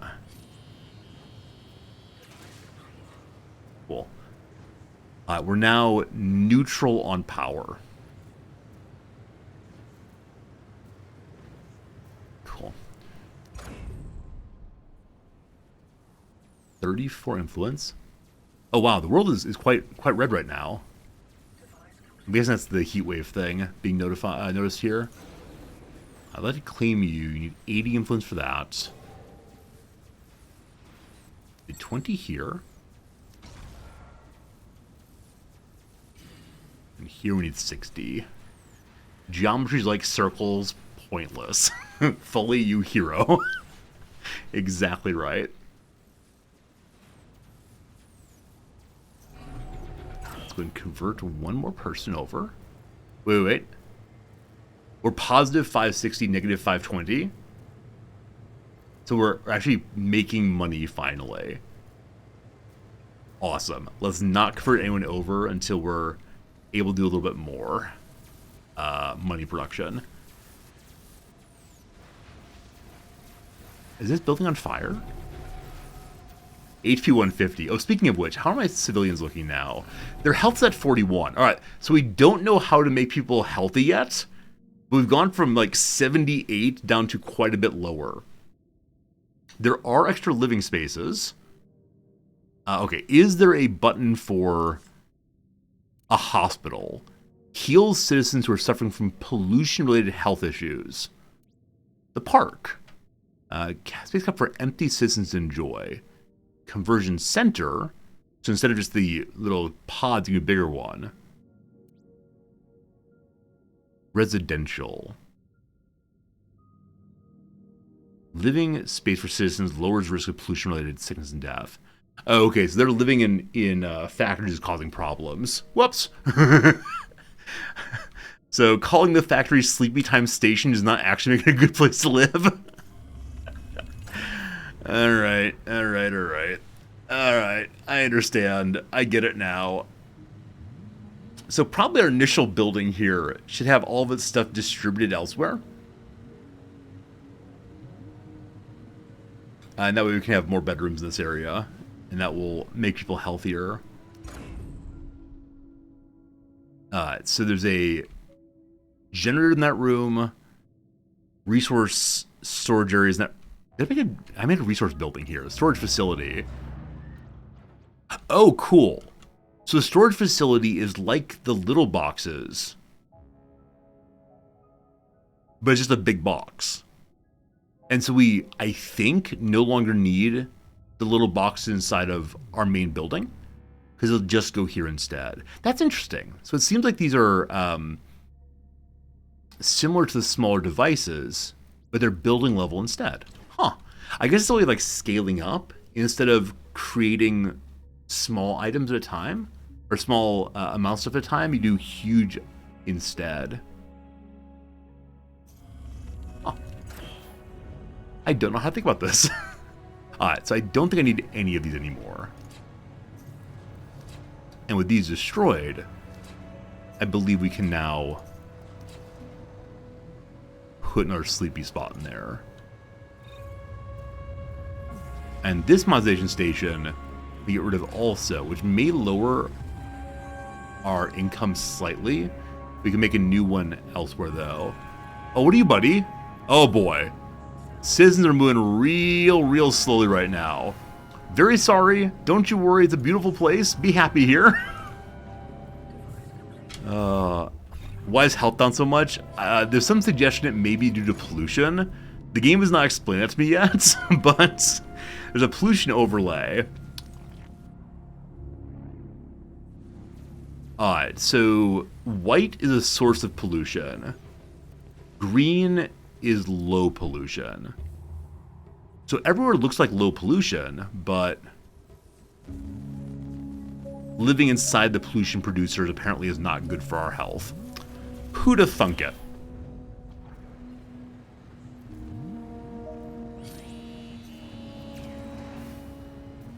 This waste consumer is full, but this is a ton of waste storage areas also. Not sure. Keep working, fellas.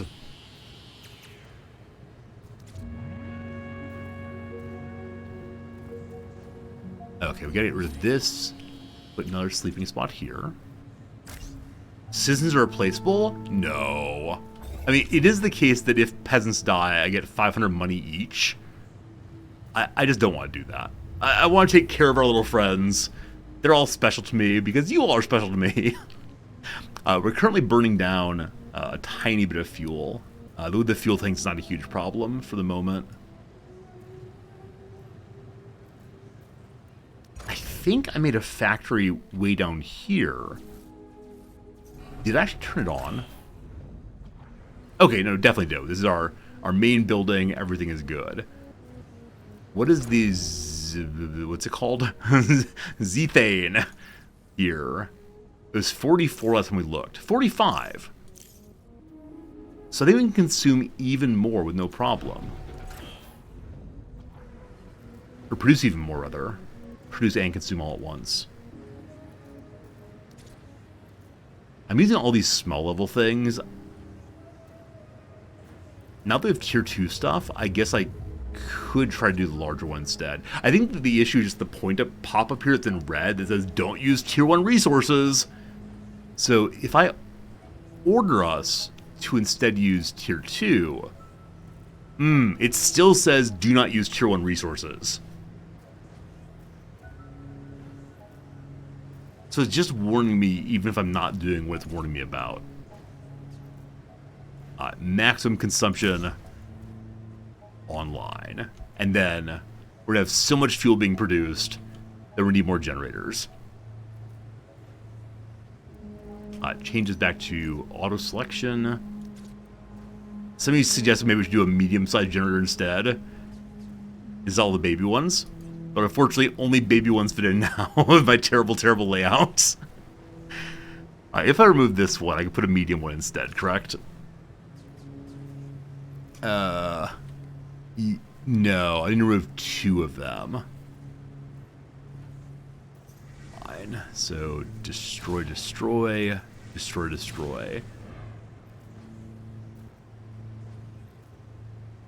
As those are destroyed, we'll need to put the medium one there in a moment.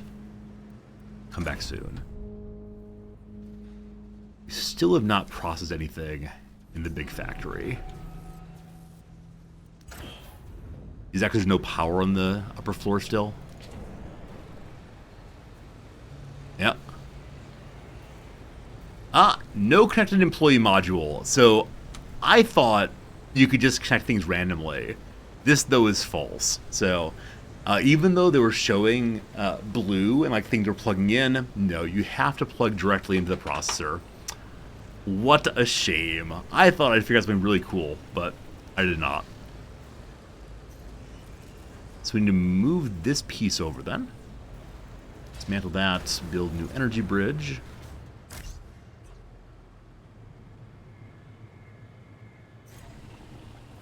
There are a whole bunch of employees take things apart, jobs everywhere now. Also, we finished another plot there. These are all ultra-rich. We'll grab this one next. Send a worker to it. Now, do workers unassign themselves? Yeah, when there are no more jobs there, you can, or they automatically get unassigned and go do other work. Oh, we can upgrade the headquarters also. Give more people places to sleep. That makes sense. It also increases habitability. Okay, if you make a larger factory, it lowers habitability. So the habitability of our factory is -4. The habitability of our headquarters is 8. Whoops. Again, my strongest possible apologies to the citizens. I was trying to make you have a nice house building. So currently no one's living here. I'm going to pop over to the Sleep Time Station and destroy this one. Now, I should destroy both of them. And so for a moment, we'll be low on people. But once we get the one built here, we'll be fine. So each one's 2. 2, 4, 6.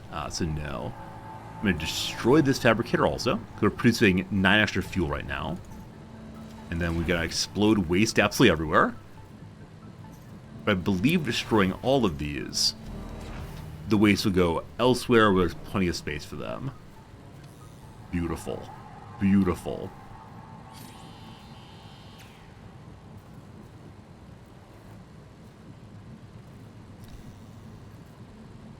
I might have made a slight oopsie-doopsie by throwing the waste everywhere. Now, does the waste on the ground actually lower habitability? Yes, it's 63 now. So the issue of habitability is lowered by the Zethane level. Yeah, why do we have this this way of pumping outside into inside? That's like a silly thing. Just close those up. Pollution of -3, jobs of 15, factory of -5. Is it a factory because there's industrial buildings inside of it? Or does it mean there's a factory nearby, I wonder?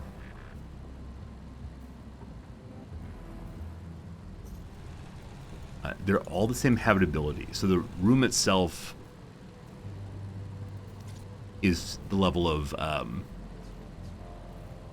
habitability. It's not about the individual item.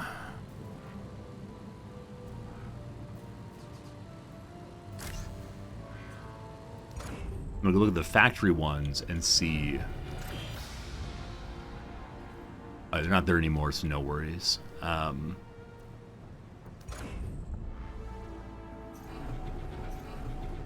Okay, how about inside this factory? What do the workstations look like for habitability? They don't seem to have them.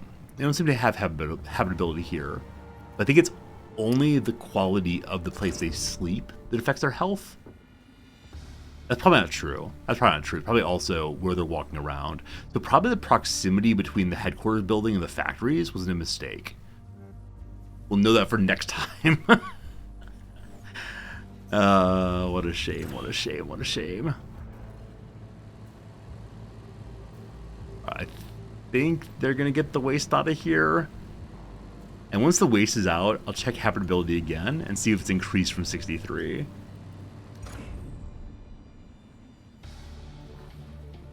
Perhaps. Perhaps.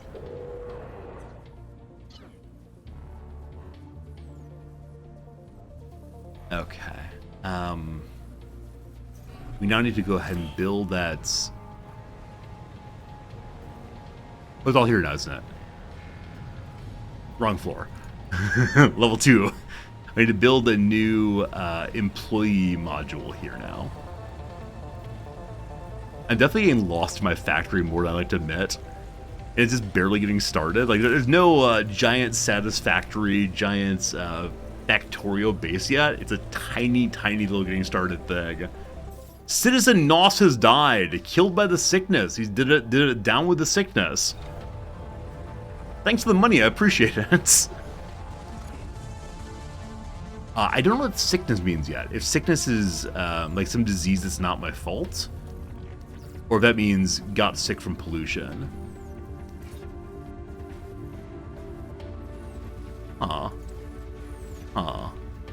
When I plugged in employee module, it went green. Oh, okay, I was looking for blue before. I understand now.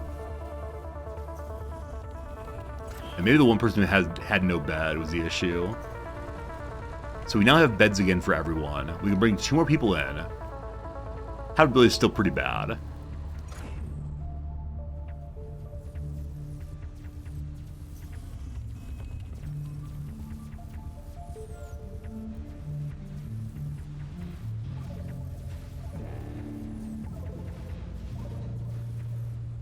So a bunch of available waste space. I wonder how long it'll take us to get all the waste moved over. With the new employee module made, we can now order someone to work there. Hello, friend. You go work there. Here we go. About to accomplish check, check, check. Tier 3. Can I order people to go work on trash first? That's a great question. I saw a work queue somewhere at some point.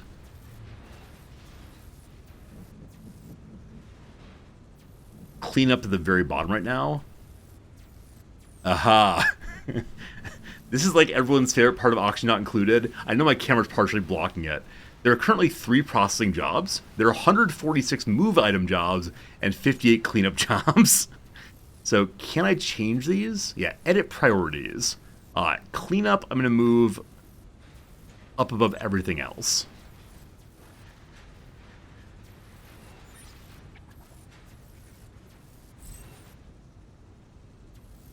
That makes sense. I'm hoping that the workers who are assigned to processing will do processing first.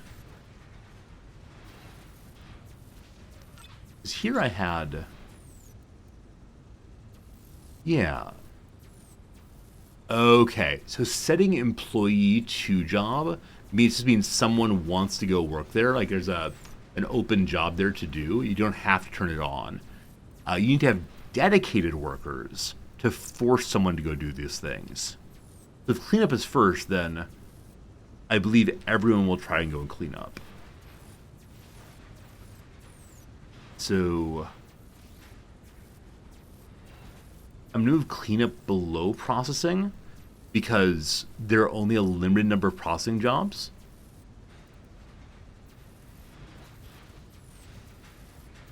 And so there'll still be a bunch of free people to do the cleanup.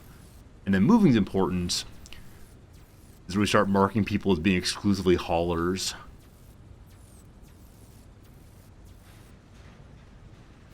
Things to think through eventually. It's at least a little better than it was before. Possibly. Alright, next up, it is time to learn about military stuff. Hello, military guy. Thunder, it looks like a couple rebel birds picked us up on radar. They've altered course toward us. Rebels don't only fight against the Council. They'll attack anyone who works with the Council, too. They'll be here soon, but we have time to prepare defenses. If you haven't already done so, save up the required resources to unlock the defense turret. A defense turret can defend the settlement against low-orbit military vessels. Build one now to keep the rebels busy. And don't forget, we'll need an employee to operate the turret in order for it to function. Alright, so I need a bunch more energy for this. And a bunch more minerals also. But we can go ahead and unlock it right now. Defense turret online. Soon. soon. Cannot connect. I'm guessing connecting doesn't mean connecting to the power grid. I'm guessing it means instead connecting to another building next door. Like the refining room, the factory probably does connect next door. And I have no idea where the gun should go, other than like one at each corner. I might just throw it by the base, let the workers and their factories burn. So as I don't build anything, the tier 1 minerals are gradually becoming tier 3 minerals. Yeah, that seems pretty great. How's health looking? Hey, it's down to 23. So, even though everyone has now moved into Riz Prime, I think the proximity to garbage may be the issue. Yeah, they are cleaning it up. It's still 63. There's actually nothing on the habitability page here about the waste around them. It's Zethane, pollution, and the factory. I'm guessing the existence of the generator makes it a factory? Though it really might just be there's a factory nearby. Habitability dropped by 1. Presumably pollution got worse. I have no idea. I have no idea. Can I prioritize so resources aren't used for tasks? I'm not sure.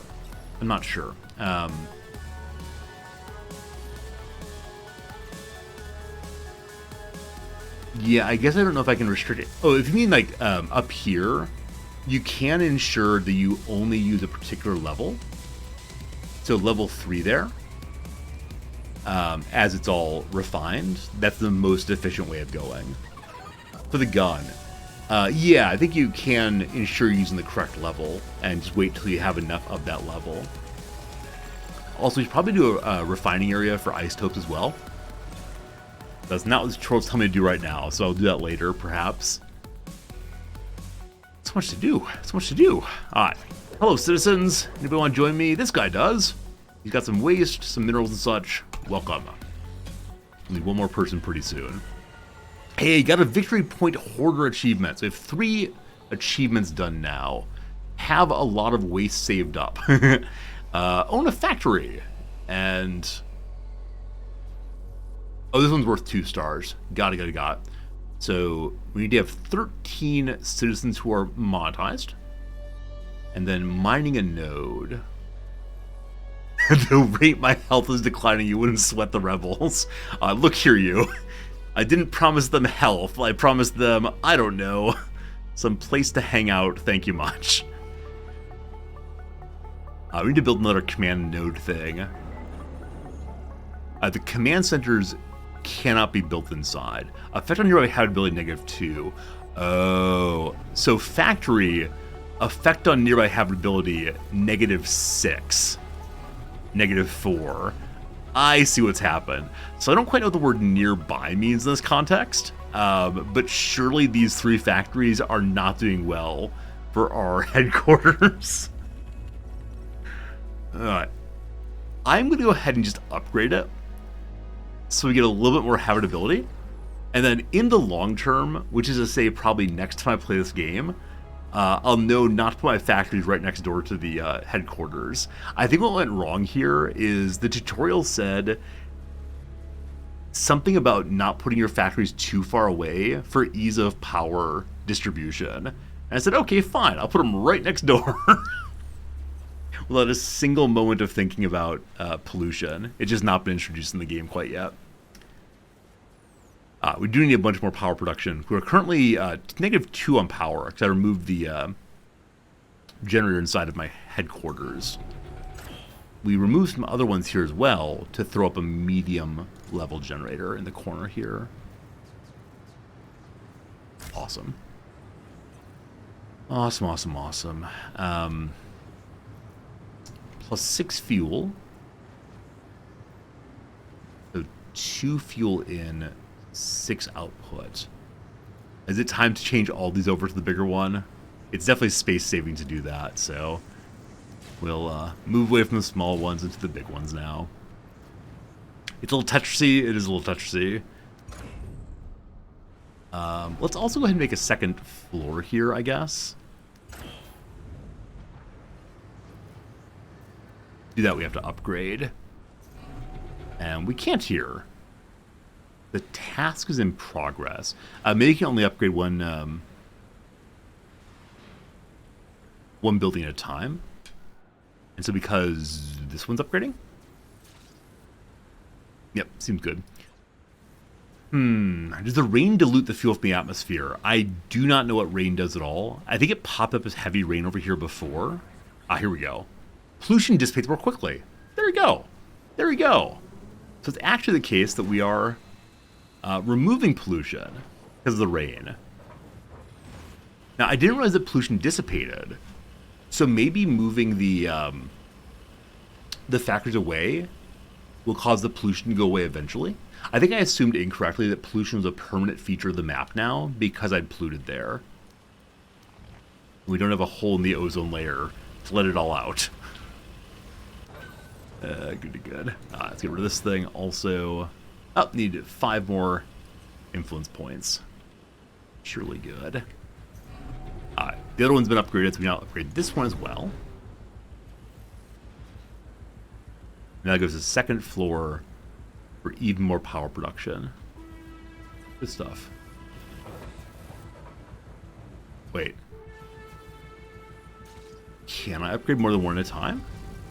I can. Huh. For some reason it wasn't doing it previously. Maybe I didn't have enough isotopes saved up.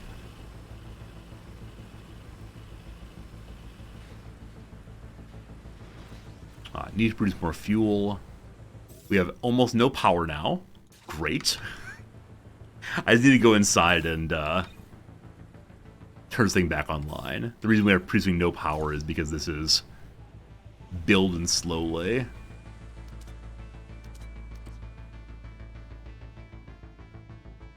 Bring all the junk over gradually.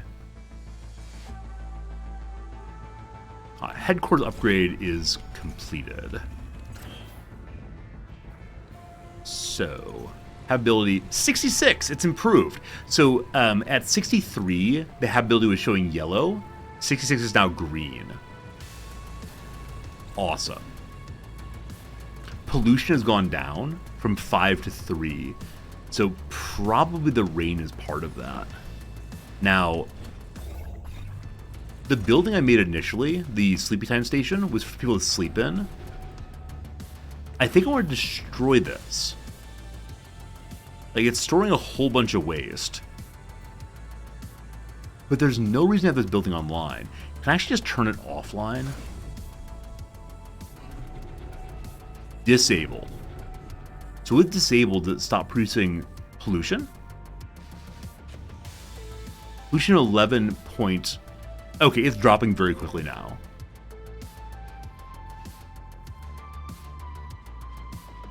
Awesome. Awesome.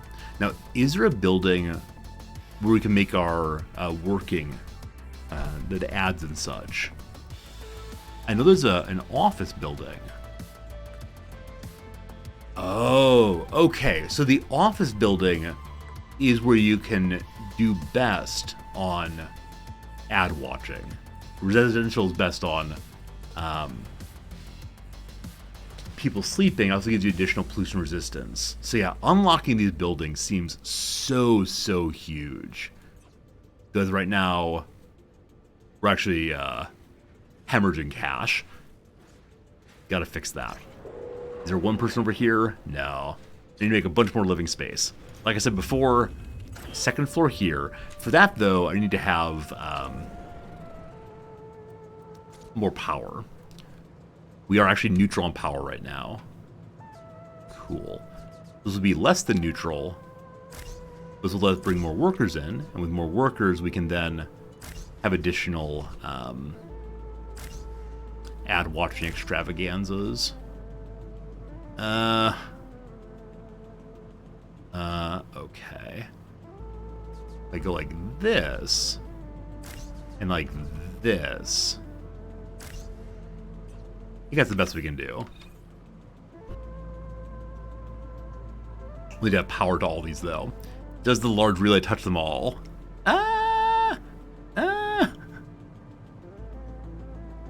I think so. I really can't see. No, it doesn't touch the bottom right one. Is there a way to solve this problem?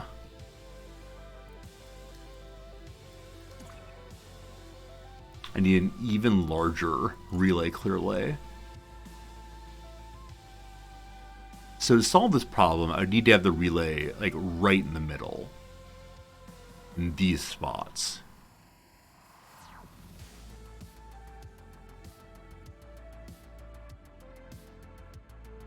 Okay. If I just move this thing over, I don't think this solves the problem, but maybe it would.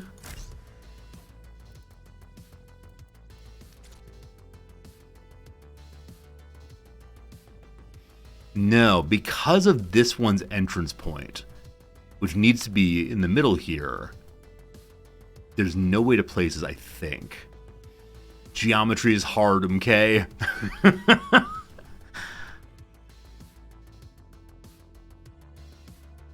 was thinking that maybe two smaller ones.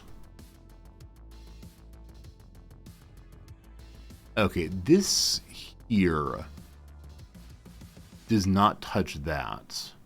One here wouldn't either. No, it's not going to do it either. Is there a solution to this problem, or am I wasting everyone's time by staring at it even longer? I think there's no solution. Other than just not having this one. Fine.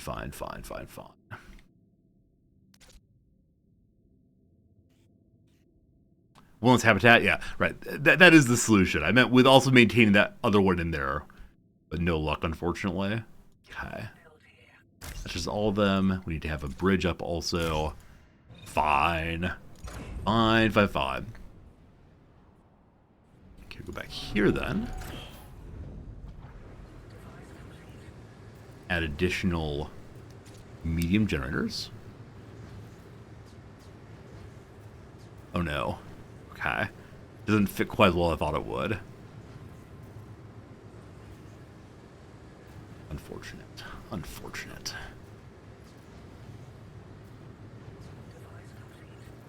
Okay, if I get rid of the other little ones, I can put one in. Okay, I can move this over one, and then this is able to go there. And then I can have one nestled inside of it like that? No, it'd be here instead. What's the large one require? Hello, big boy. The large one requires us to move everything out the way. We're going to move this over first. The tutorial mentioned connecting buildings. No, I don't think so. Oh, wait. When you say connecting buildings, you don't mean... I keep thinking of these as buildings. I think it's because auction not included refers to the little, like, workstations as being buildings. I think of these as buildings, but no. You mean these. The tutorial's not mentioned it, but someone in chat did mention it. And maybe I should just go ahead and do that now. Maybe we should just go do that now. Because it would probably solve all of our problems by giving us more space. Alright, team. You're right. I should do this. We will do this. Still need a bunch more power to get the big gun online. I don't want to build the turret so I know I have power for it. Because I worry I'll build it and then the game will say, blah ha ha ha. Here come the rebels. You wish you had power, don't you? How build it up to 67 now? So yes, with this one turned off, we're gradually getting a nicer place for our little friends to live. Little friends, I believe they're at 22 health now, so I believe it is climbing gradually.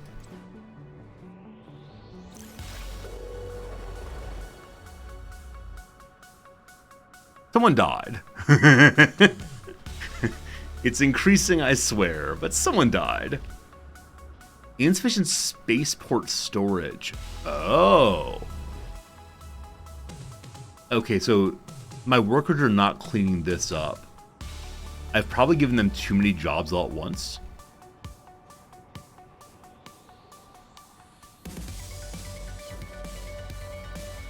Previously, hauling stuff was higher on the list of things to do, and I moved cleanup over it. That's not causing a problem.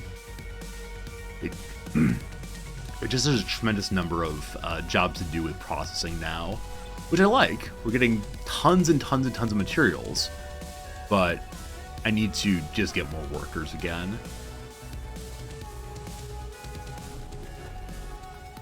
We hold 2 more currently. So this room has these to convert people. For that, though, we need more power. Speaking of power, we have power down again.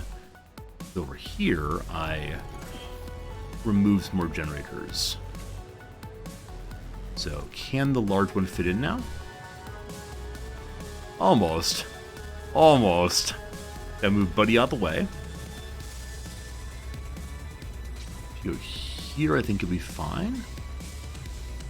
Yes. Second level. Oh, we do have that also. Yeah, let me finish what I'm doing right here, and then that's a very good idea. So with that removed, suddenly there's no power anywhere. The whole place is going to fall apart at once. And I hope someone can reach this corner. I don't think it'll work on diagonals. They have to have right next door. It does not say unreachable. So I believe that's possible for sure. People are going to dismantle both of those. More citizens are dying. Just lower like happiness of people. Is there some like attractiveness button? State of livability. Yeah, it has definitely gone down. People are not having a good life here. Someday we'll have a hospital and everything will be all better. Oh, we're getting a kick out of it though. Alright, power is coming back online now.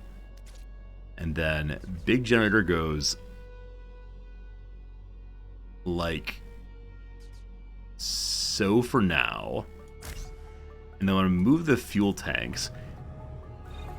Maybe. Now if I just dismantle it, does the fuel get destroyed? We'll find out. And I'm making another large one right here. Second floor, same kind of thing. So here we need an energy bridge to bring it all together. And then I want to make a ginormous fuel fabricator. With my apologies to the world that I'm ripping apart. Let's do 2 actually. Oh, I did medium, not large. Thank you for noticing that. You're absolutely right. Good catch, good catch. The biggest of big boys.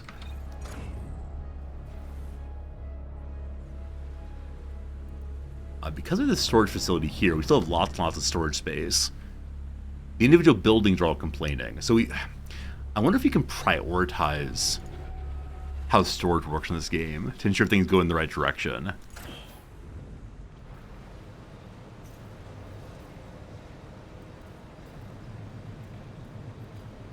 Okay, I don't see a prioritization on storage. Tarn has died. What? Tarn Adams worked so hard.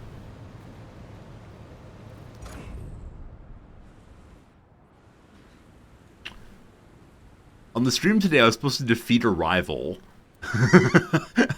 It was one of the goals for today's stream.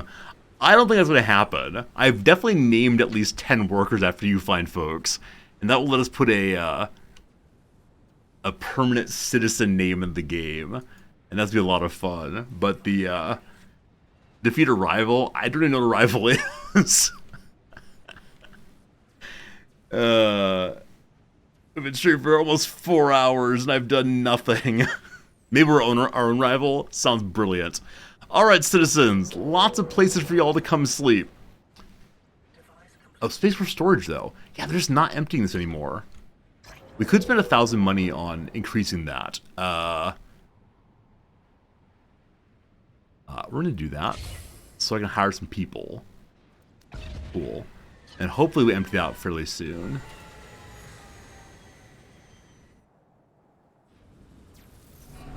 In this big, beautiful building. I want to prioritize this thing. Come on down.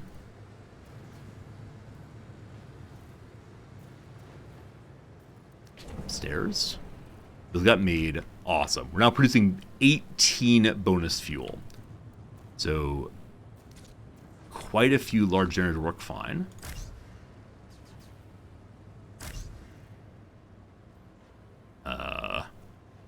Okay, if I were to move this, No, another one does not fit.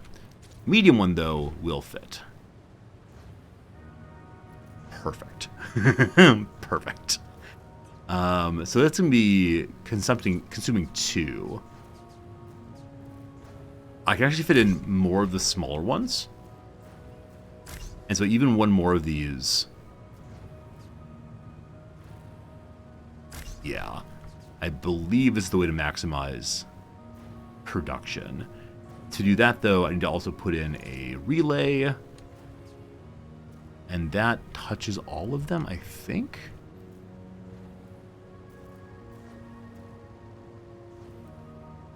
I wish it would light up a little bit. I'm having trouble telling if this large in the corner is being touched. I think it is.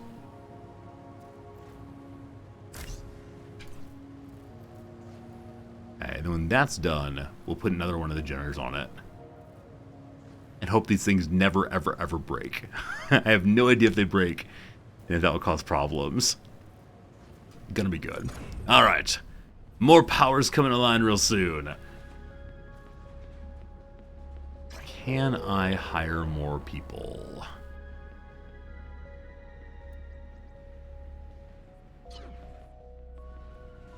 I need to convert more people to being whatever it is. Now, I'm guessing I can put the conversion pods into this area also. And if I get rid of this waste receptacle, we can put one more habitability station there. And we can move this out the way and put something else there as well.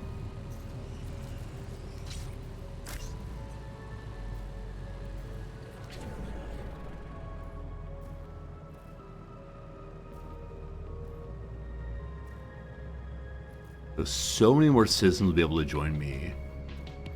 If only I can get this power functional.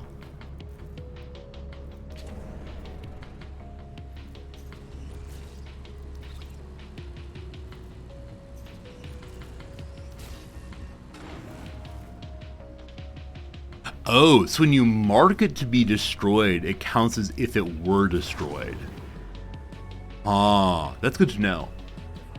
So I prioritized building this bridge. I thought that would mean that they would come make that before they would destroy the other one. But yeah, if you say it's to be destroyed, it then stops functioning entirely. Ha ha ha ha ha. Ha ha ha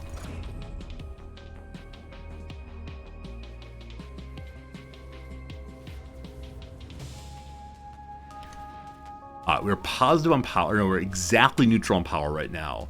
So you can hold 14 more people. There are 9 of them. There are 12 of them. What are ruins good for? You can take them apart and get resources from them or artifacts from them. Yeah. It costs influence to grab them, so I've kind of been hesitant on that. But I see we're going low on isotopes, so this gives nice power right away. It takes 80 obsidian or 80 influence though. These will have 20 for 40. It's definitely better than. Where's the ultra rich one? The ultra rich one. I'm gonna work her over there.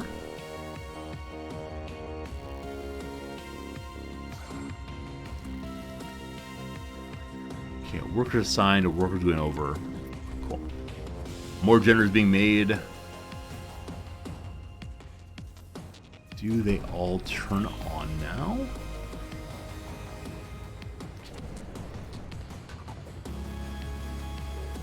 What's your issue? Not on a grid.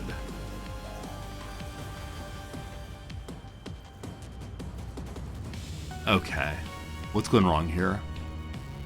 It's saying knocked into other devices. This thing's hitting grid 1. Oh! Need to have this piece, and that will then connect it to the grid. You can't go straight to the bridge from the machines, so we're going to do this instead. If a point generator is pointing to the center of the room, I fit 4 per floor.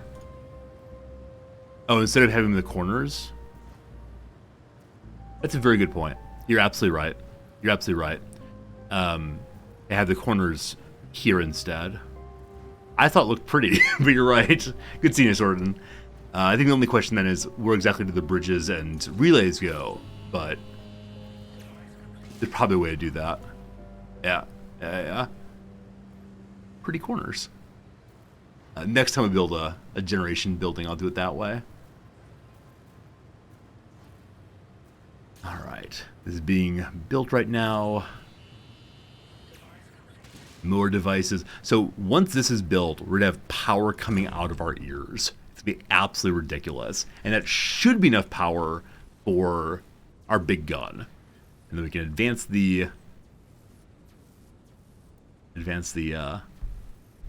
tutorial. Speaking of which, we're still in the tutorial. I fully expected the tutorial would be like, here, push some buttons. And it would go along for just a very, very brief amount of time. Instead, it's been like quite a bit of learning. And I'm enjoying that. I appreciate that very much. But at the same time, it is obviously a labor of love. Obviously a tremendous amount of work went into making this. And yeah, I'm glad we get to play it for sure. I do wonder if the military part will just be, here comes a plane, it destroys everything until it gets to your gun, and then you shoot it down. The challenge is you don't play the tutorial on stream. Probably so, Francis. Yeah, probably so. I didn't have time to play it offline, though, so... Yeah, the Defeat the Rival, I doubt we're going to get to today, which I do feel bad about, because I told the developers I would try, but... Yeah, unfortunately, I only have time to learn games on stream. What with the teacher and so on. Right, fit 5 more people. It's 2. But we can't take their garbage. What's the range of the turret gun? I have no idea yet. If I bring it up, can I see? No. No, I can't even see that. We don't have enough minerals yet, I believe. Are limited X number of hours of playtime? No, they asked me to do 2 hours of playtime, which been done a long time ago. So at this point, I'm playing it because I like it. And we definitely could do another day on it in the future if we want to. But now this game is released. You can go check it out and buy it. If you do !what is in chat, you'll get a little link to it and can learn it yourself and become better than Resorty very, very quickly. But yeah, it's definitely a case that I'm being paid to play it for a few hours, a couple hours. That's happened for sure. How many more artifacts are here? Is there a demo? I actually don't know. If you do what is, you'll get a link to the Steam page, and if there were a demo, it would definitely show it there.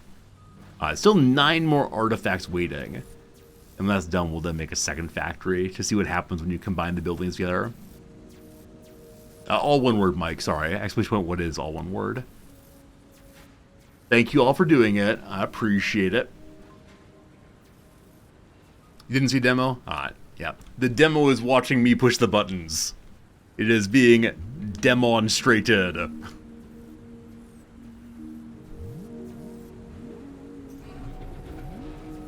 The reason I didn't destroy this building is because it's absolutely full of waste. I'm going to go ahead and... Oh, you actually can't dismantle things out of a building while it's turned off. Presumably the automatic doors will not open and close. Let's turn it back on and make everyone sick. We'll hold off on that till after we do the rebel stuff. Except we would get minerals back this way. And we're getting close to the minerals we need.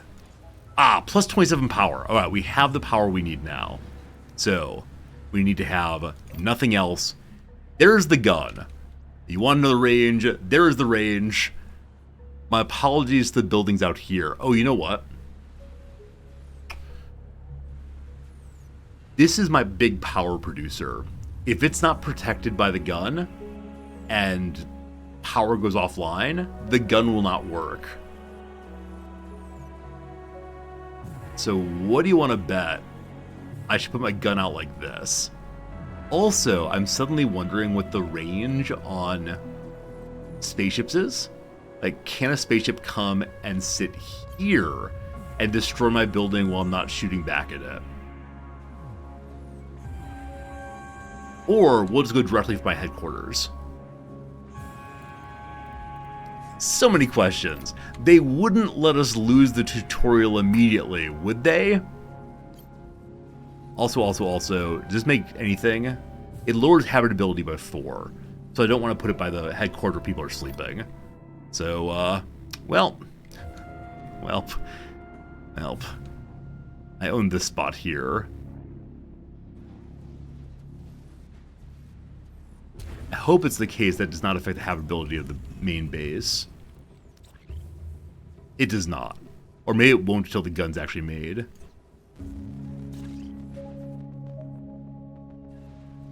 What do you want to bet on need to cover my entire base with those guns? And be kind of bummed out. The entire base gets destroyed in the tutorial. I can throw in one more of these little ones.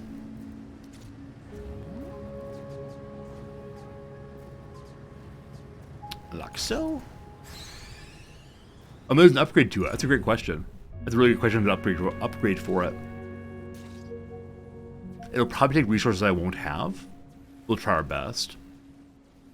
Also need more isotopes again. Ultra rich.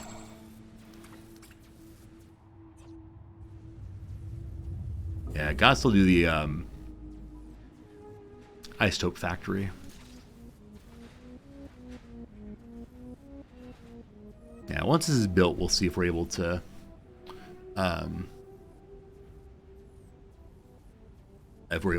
turn it into a upgraded one. As long as it covers the factory, I'll be really happy.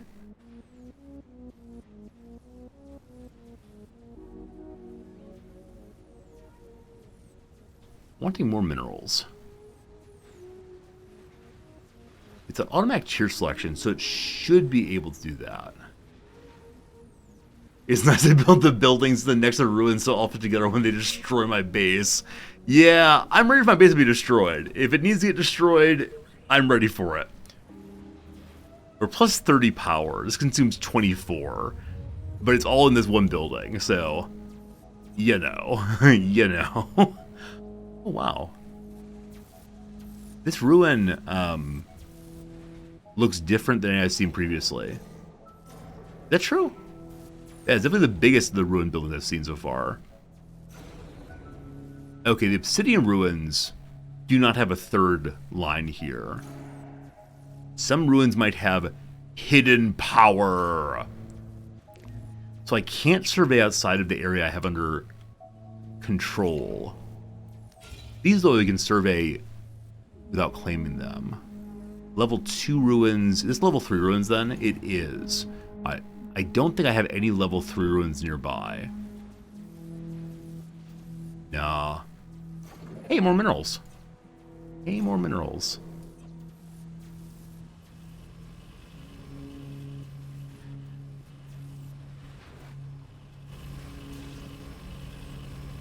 One minute to go. And then presumably the rebels are coming all at once. There's only one camp of them. I wonder if you can find the rebel camp and send your troops out to destroy it. Also, more crevice, more good. I'm going to claim this spot and destroy it right away to make additional gas over there. Man, this game does feel complex. I recognizing as I scale things up, there's just more and more to scale up. There's a constant feeling of, oh, you've done this, mission accomplished, but wait, there's more.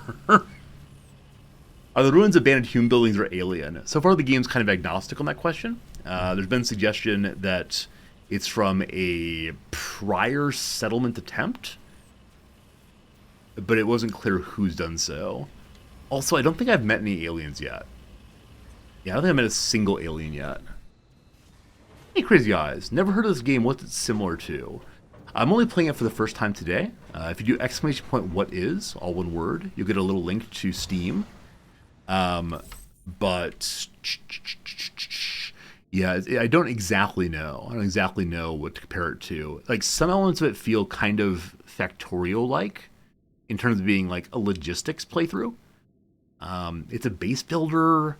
You also get to go inside of individual buildings and build things inside of them as well, and that's really, really cool.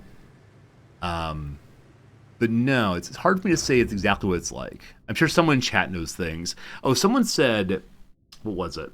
Someone said it was similar to a game called Syndicate that they played like on the Amiga computer system years ago, which I definitely did not play, so I have no words on that one. Alright, Vern wants to build a smokestack. So smokestacks allow us to burn waste, I believe we saw. So probably that will push the rebels up high enough that they will then come attack us. Alright, defense turret, 1 HP per shot. It has limited ammo and takes time to reload. Huh. I also can pick targets for it, apparently. There is an upgrade. It increases the range by 1. Takes even more power and lowers habitability. The question is, what game is this game like? And other than Syndicate, I have no idea. I mean, certain elements feel... I don't even know. Yeah, I don't even know what to compare it to. I'd say initially, like, the building feels kind of like StarCraft, right? And there's like, you have Vespene gas and you got your minerals, but it's not exactly the same. Like, it's not micro, so it's really hard for me to compare it to other games I've played. Oh, you can keep the gun off. Oh, interesting. So you can keep the gun off for so long as there's no attacks. And then you can cycle factories off, can't you? Ah. When you burrow, does it stop using power or no? Burrowing city protects it from attacks and smothers fire by temporarily hiding buildings underground. Takes time to recharge, so use it wisely. Okay, so no. It's not a matter of being able to,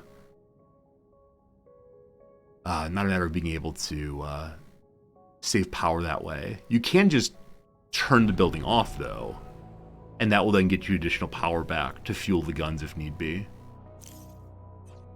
Interesting. So, instead of I wish I had a clearer sense of what the upgrade range looked like.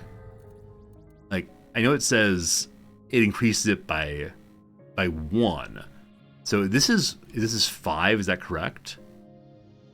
This is 5 range. So 5 range is 1, 2, 3, 4. 1, 2, 3 and a half. Something math. It probably goes up by 1 more, maybe 1.5 more. So it will not cover my factory, unfortunately. We'll do that eventually. Hello, smokestack guy. So, Founder, you probably noticed that our waste problem is getting pretty serious. Well, no need to fear. Waste management is here, etc., etc. Our citizens and our factories are all producing waste. You could let the trash pile up, but it's better to get rid of it. Citizens prefer it when our buildings are clean. The council likes it when we keep it tidy, too. The easiest way to disappear all this garbage is to build a smokestack. You can find it in the city construction menu in the city view. Okay, I fully suspect that the smokestack is going to make the entire world horrible to live in. So I'm considering putting it on the far edge here, or perhaps even going out farther to ensure that it is segregated from our people and where they live and where they work. Yeah. This way we could also potentially check out what the level 3 ruin is. So I want to take this spot, I guess, and clear it and then make it a command building. This one, though, is much cheaper. So we'll grab that, destroy it, and then put a command building there so we can check out what this thing is with level 3, and then also get the mine, no problem, and put a gun down here as well. Over the map, you can see there's wind. Oh, that's a real thing? I see the wind moving from left to right. I assume it's just like graphics are fun, MK. Is there an overlay for wind also? There's not. There's pollution though.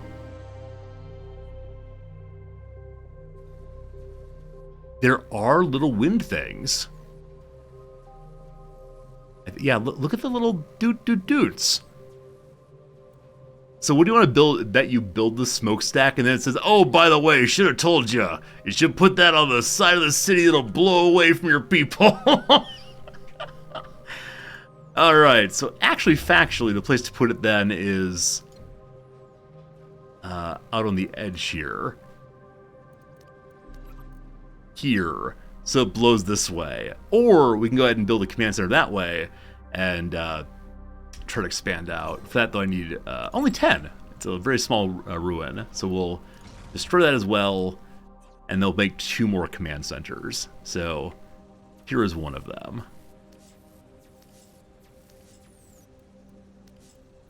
Here, where does it go? There it is, military. Cool. It looks like it might change the wind. Okay, so someone in chat said it doesn't change. But I'm really not certain on that.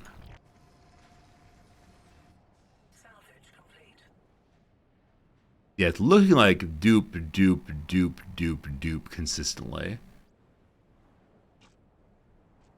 Maybe we'll get a weather event, something that's all the other direction. What's this? Why is it red suddenly? Is that a heat wave? Buildings catch on fire more easily. Very glad that nothing is caught on fire yet. There's an arrow and speed top left corner of the map. Top left corner map, arrow and speed. I don't see that, unfortunately. Of the mini-map. Oh! So, I didn't realize there was a mini-map here. Thank you. The wind is 1.7 to the right now. Cool. Cool. Good to know, thank you. Alright, so we took that over, we destroyed it. I don't actually know how I know what to look at the screen at a time. Like, I don't look at the correct things often, but these are minerals hanging out, correct? Yes, we have lots of minerals. Just need to get produced so we can build more command stations. This one's coming online right now, slowly but surely. We can take 5 more citizens and 2 more workers. How are the citizens doing? Hello, citizens! Habitability is 68. It's gone up again. The improved headquarters gave the additional habitability, I believe. And so I believe it already filled floor 2. Uh-oh. Uh-oh. Uh-oh. Oh, shoot. So this is never what you want. This is never what you want.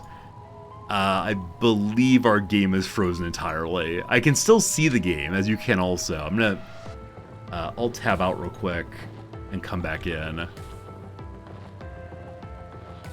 Yep. Yeah. I saw there was auto-saving happening regularly, so it's not like we have to start at the beginning again if we want to continue playing. But, yeah, that's unfortunate. If I Control-Delete and bring up the old Task Manager.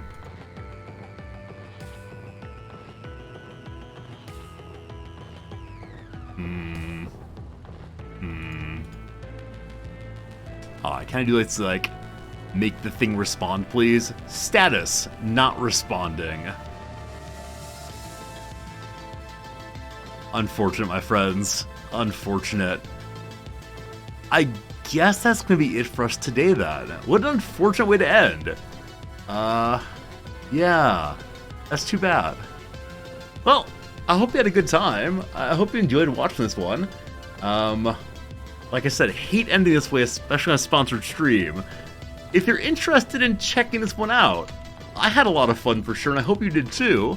Consider clicking that link in chat, checking it out for yourself, maybe buying a copy, maybe put it on the wish list if it's a game you might consider buying in the future on a sale.